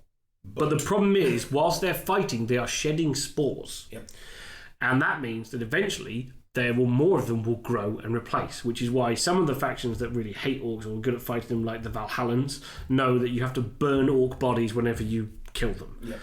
Because, like I said, once they infest a planet, it is very, very hard to ever truly get rid of them. Yep. But we will do a deep dive. Because they have so many shock attack guns, Orchimedes, Gazgol, Thraka, Yarick, like all of these. There's just too many. So many good things for orcs. Yes. They are. Just as an aside for everyone who can't see this, is that when we started this section on orcs, Pete took on a stance of, I'm going to make a public service announcement, and he has stayed in that position for the entirety of this short section. And now you know. Knowing's half the battle. Orcs. Yeah. Orcs. Let me tell you. Let me tell you, orcs. Yeah. But we'll do a long. Because they again, like a lot of the ancient races of 40k. Yeah. And when I say that, I mean like in terms of the being around the game. Yeah. They have they're just so much stuff to mine. Yeah. Like we will have to make a list of the characters and try restrict ourselves time-wise to each one. Yes, definitely. We will be here for months. So good. And they have so many good moments. Yeah. It's like the Necron they're quite good to play as well, aren't they? They're quite fun to play. Because the thing about orc armies is, from a playing point of view, people who tend to play orc army, like this is one of the things I love about 40k is you can sometimes tell people's preferred race of choice really quickly from talking to them. Yeah. So orc players tend to not really care whether they win or lose, but whether or not crazy shit happens in games. Yeah. Because, like, as they say, no plan survives contact with the enemy unless your plan is contact with the enemy. And that's kind of tends to be how like orcs play. Because they have this, again, come back to their lore. They have two gods, Gork and Mork. One is brutally cunning, and the other one is cunningly brutal. And that sums up orc society. You are either cunningly brutal or brutally cunning. And orc players tend to be very much the same. Yeah. It's either smack everyone over the head really quickly, or I've got a really crazy plan that involves these 17,000 steps that I've worked out beforehand, and then it'll go comedically wrong, but yet somehow end up in nuclear Armageddon. Yep. We currently have a player in store that's been told off at least 17 times at this point for screaming "wag" really loudly and scaring everyone. Yes, a very good book, Brutal Cunning. Yes. Have you I have not read it yet. Yeah, it's good. No, I've heard very good things about it. That's 50% Admech, Adeptus Mechanicus, and 50% follows an orc character through his journey on this battle. It is fucking brilliant. Another thing that's really good, I would say, is the Warhammer Plus animation series, Hammer and Bolter. when we talk about all these factions, they have a series on there called Hammer and Bolter, which does both Age of Sigmar and 40k animations. But what they've done, I have to say, I absolutely adore that series, because whilst it's not like you don't go into it thinking it's going to be like the greatest CGI or animation ever, because it isn't, but it doesn't matter. It doesn't have to be, because what it does really, really well is tell really awesome thematic stories for different factions. There is an absolutely amazing Eldar story on there. Yeah. I can remember what they're all called. I just remember them as the Eldar episode. The Orc episode is brilliant. It's called I think it's called Enemies, and it's a runt herd who's the guy who's in charge of the little Gretchen. Yes. Talking to some young orcs who are trying to kill one of his Gretchen about old Baelai, one of the great enemies of Gazgol Thracker. And it's like looking at orcs. It gives a really good show of orc society and how they view their enemies through their own eyes. There's a really good Gene Stealer cult one on there too. Really? Yeah, there's a really cool Cadian one during an Tyranid invasion. There's just, like I said, they're about 20 minutes of an episode. They just have, I don't know why, but absolute hats off to the story team that write them. They somehow managed to evoke whatever race they're talking about or whatever faction they're talking about really well in this. They tell you everything you know about that faction in the space of about 20 minutes. I'll have to watch them. Yeah. There's a really good Sororitas one. There's a really cool one with the Inquisition and assassins. There's one with a Tzeentchian sort of infiltration of like an archive. I think it's like an Imperial archive, and it's again, I don't want to spoil any of them because they are fantastic. I'll find the link for it. But they're definitely worth, even if it's you only sign up for a month for the Warhammer Plus TV, because you can sign up for a month and just watch all their stuff. They have some absolutely amazing shorts on there. I do have high hopes for that in the future, because they have some good people working on that thing. I'm very excited for that's a whole another chat. But yeah, the Amazon deal they've just announced and finalised with Henry Cavill taking charge. Yeah, because he's finally found someone who's willing to do it properly. Yeah, and he's gone like, I'll be EP. I'm assuming just going, look, don't fuck it up. No. Stop going away from the law. Well, this is the law. This is what happened. Yeah. This is what we're going to do. Yes, he's one of us too. Yeah, we're not going to go and diverge it off into some weird ass rom-com across the galaxy. Yeah. This is what's supposed to happen. Let's have it happen this way. Tell the story. The story is good enough. So yeah, we're looking forward to seeing some more of that. But that's a whole other Well, as we keep saying, it's a whole other episode. We will get back to it. So yeah, moving on. Let's move on before we carry on. Yes. Yeah. Yes, and I do have a list about a mile long of other episodes that we need to... We will prattle on about crap for months. So settle it. Last up for this episode. I know, last up. Oh my word. We're finally there. The Tau Empire. Oh, what a rotten way to finish. Right. For those of you who haven't seen the excellent Edgar Wright movie, The Greater Good. The Greater Good. Sorry, the Hot Fuzz, sorry, I should say. The movie's called The Hot Fuzz. Yes. But yeah, the Tau's whole thing is the Greater Good. And ever since I watched the Hot Fuzz with the Neighbourhood Watch Society and the Greater Good in a West Country accent. Yeah, that's where Ben's from, isn't it? And me. Are you I'm originally from Wiltshire. Yeah, so you are. Oh yeah, I'm from over that way. Over that way. My best friend Ben's actually from the town in which they filmed Hot Fuzz, which is where Edgar Wright was also from. Right. That's where he wanted to make a film. He apparently said at school he wanted to make an action movie in Wales.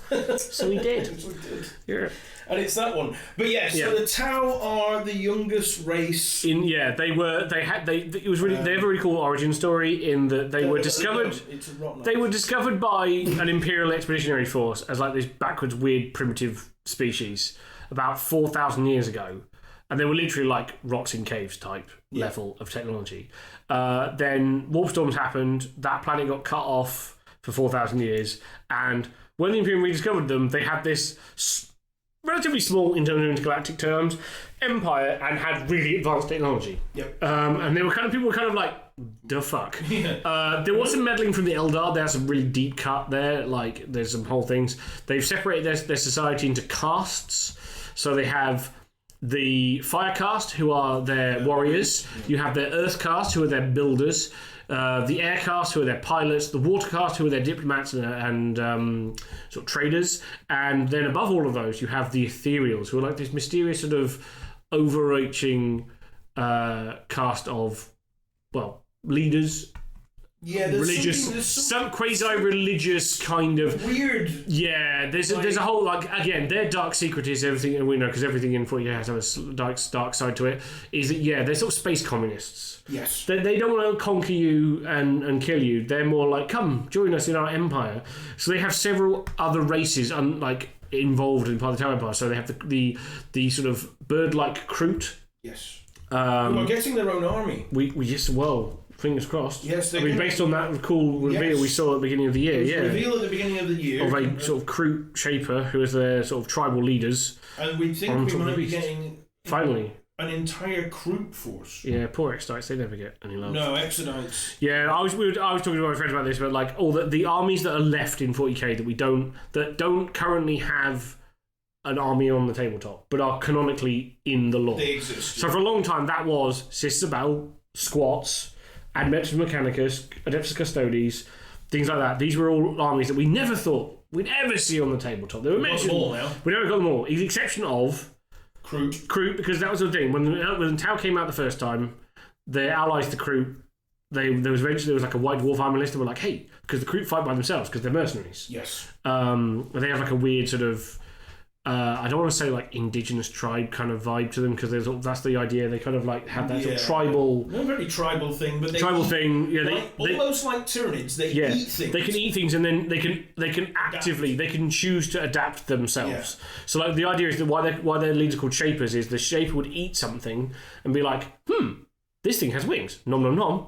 Now I have wings. And then he goes, right, everyone, this is how you do it. You kind of squeeze your butthole and you lift up your left arm and then you think, and then that's how you make ribs. You get wings. Yeah. But he's also there to stop them going too far. Yeah, so they don't want to be like... If they go too far, they end up as Kroot hounds. Yes, because there are various subspecies like Krootox, which are like sort of big gorilla-type Kroot, or Kroot hounds, which are literally like little doggos. Yeah, and they're like evolutionary dead ends. Yeah. Or Kroot birds as well, which you had to mention. But the shapers are there to make sure that the regular Kroot don't go ham and eat everything on the battlefield. Yeah, and go, hey, I want wings and like to weigh 3 tons and this, and be like, now you just look like some sort of psycho chicken. Yep. Yeah. You're bugging it up. You've gone too far. Look what you did now. You fucked up a perfectly good monkey. Pick a little bit of DNA and go, wings. You can have wings. Yeah. Nothing else. You and your mates can have wings. Yeah, nothing else. Just wings.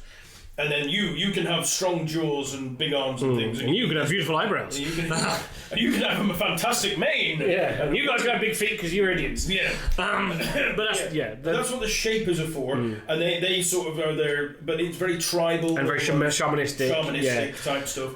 And they've been renowned mercenaries, and they kind of joined the Tau Empire, like, in theory, exclusively, but there's kind of like this uncertain, like, unwritten sort of don't ask, don't tell thing where the crew are still in it for themselves and doing their own thing, and they'll take contracts with anybody, like humans, Votan, anybody, Eldar, anybody.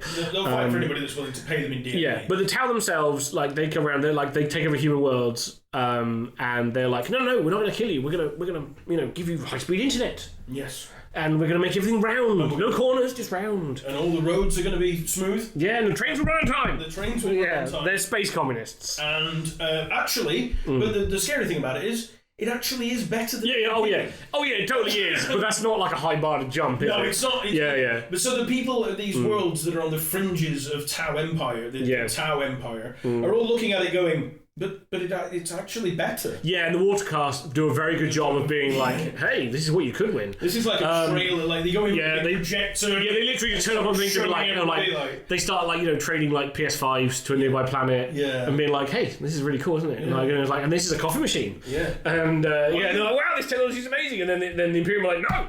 You can't have coffee machines or PS5s. You've got to stick with your Atari 3400.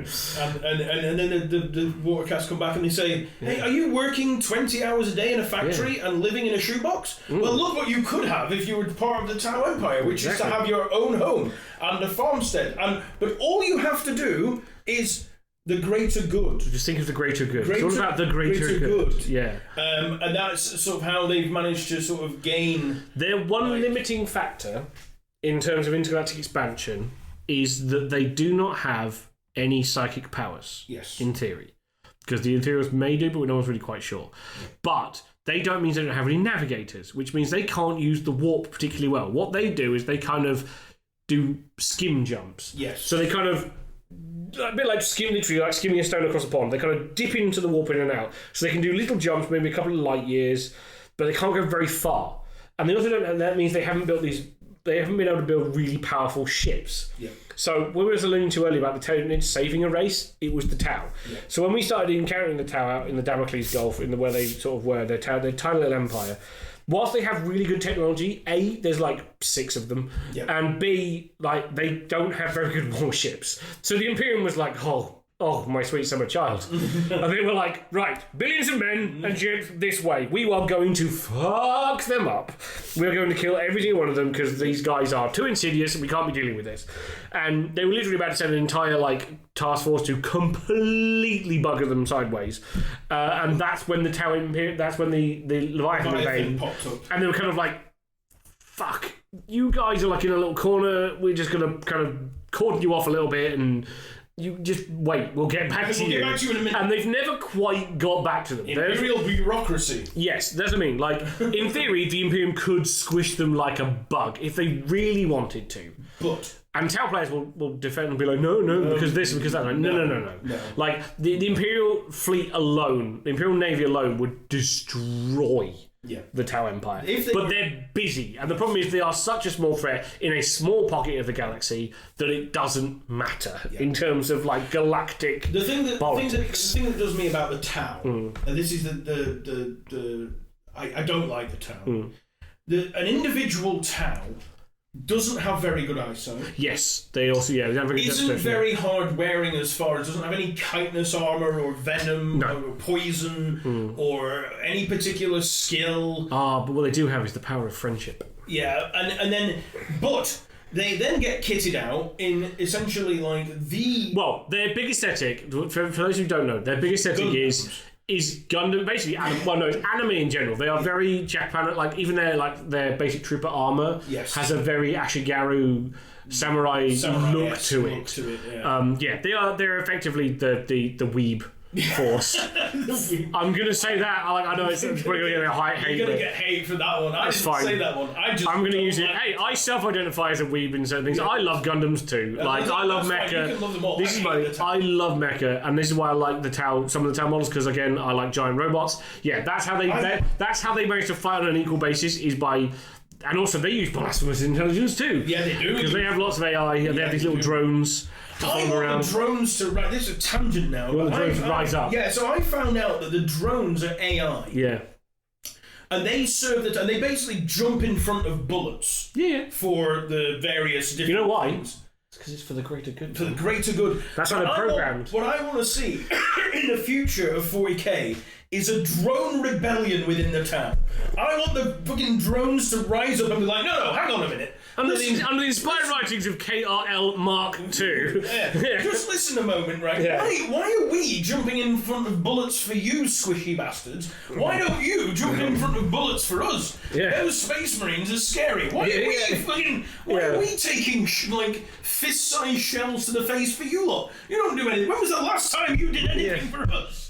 I want a Tau drone rebellion. Brilliant, that's what you want. I hate the Tau. I really do. That's fair. There's nothing about them that is good or right or in any way a threat to anybody. And yet they somehow manage by the skin of their teeth to survive. They poison. This is one of the things one of the bits that bugged me the most in their backstories. One of their sort of legendary characters, Commander Shadow Sun, managed one of the big things as well about Tau is they have no close combat ability.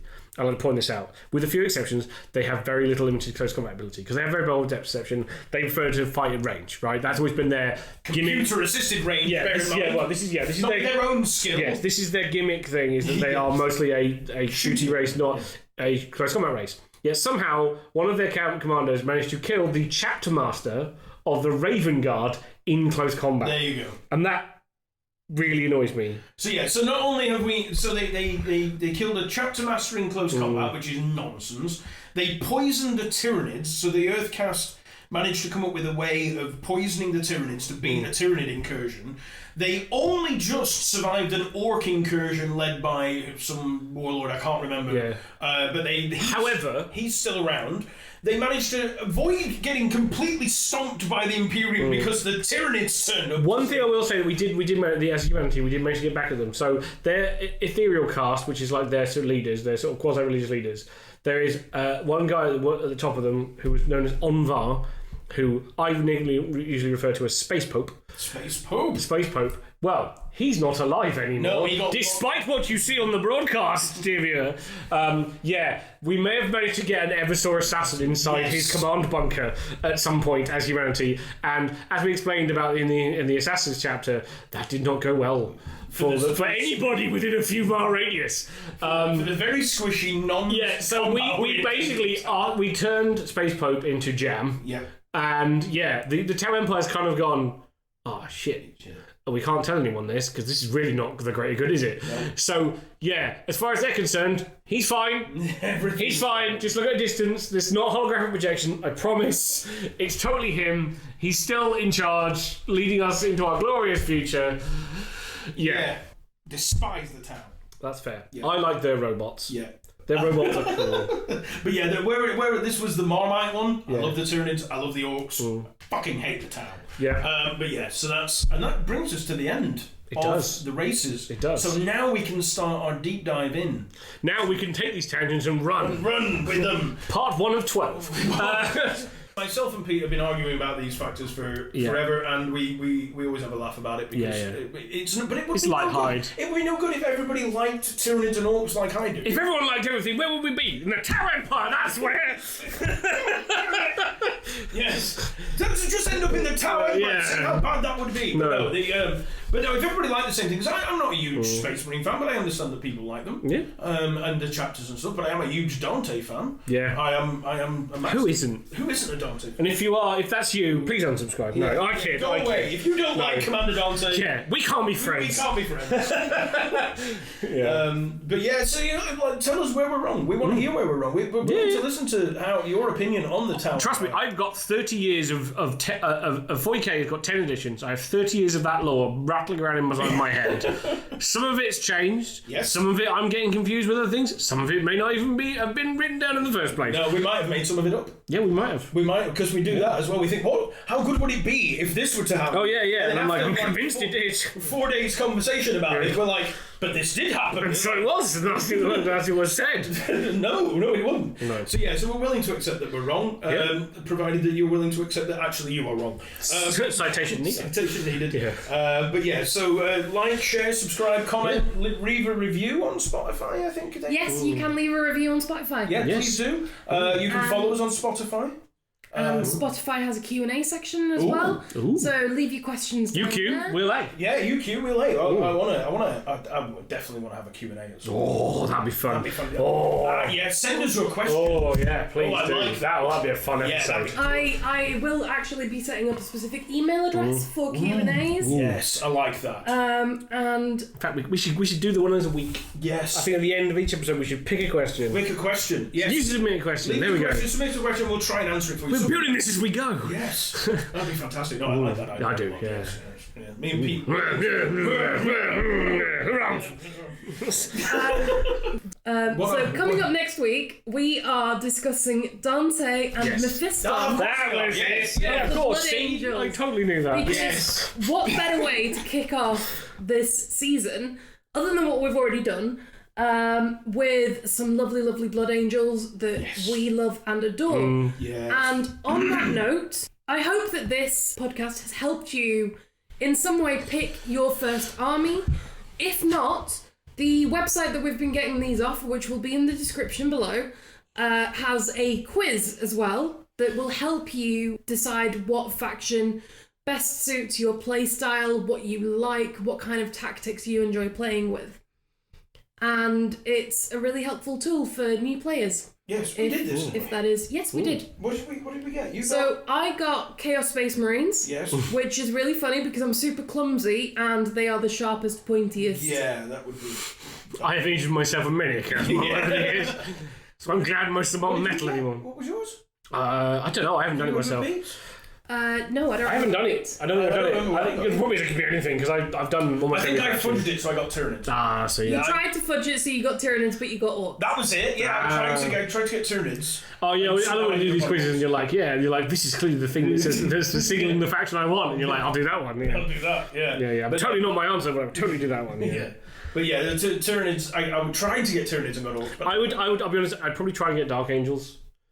But then my meddling was probably about right for them. That's probably it's probably good. But yeah, so yeah, take the quiz. Let us know what you got. Yeah. Let us know what the quiz tells you, and if you actually own that army or not. That would be kind of fun if you already had it. Yeah.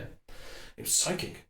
And then the well, no, because that'd be bomb intelligence. Yes. It knows. Oh yes. That would be bad. We'd have to send the Inquisitorial. Yeah, because otherwise where would we be? The Tower Empire, and that's where.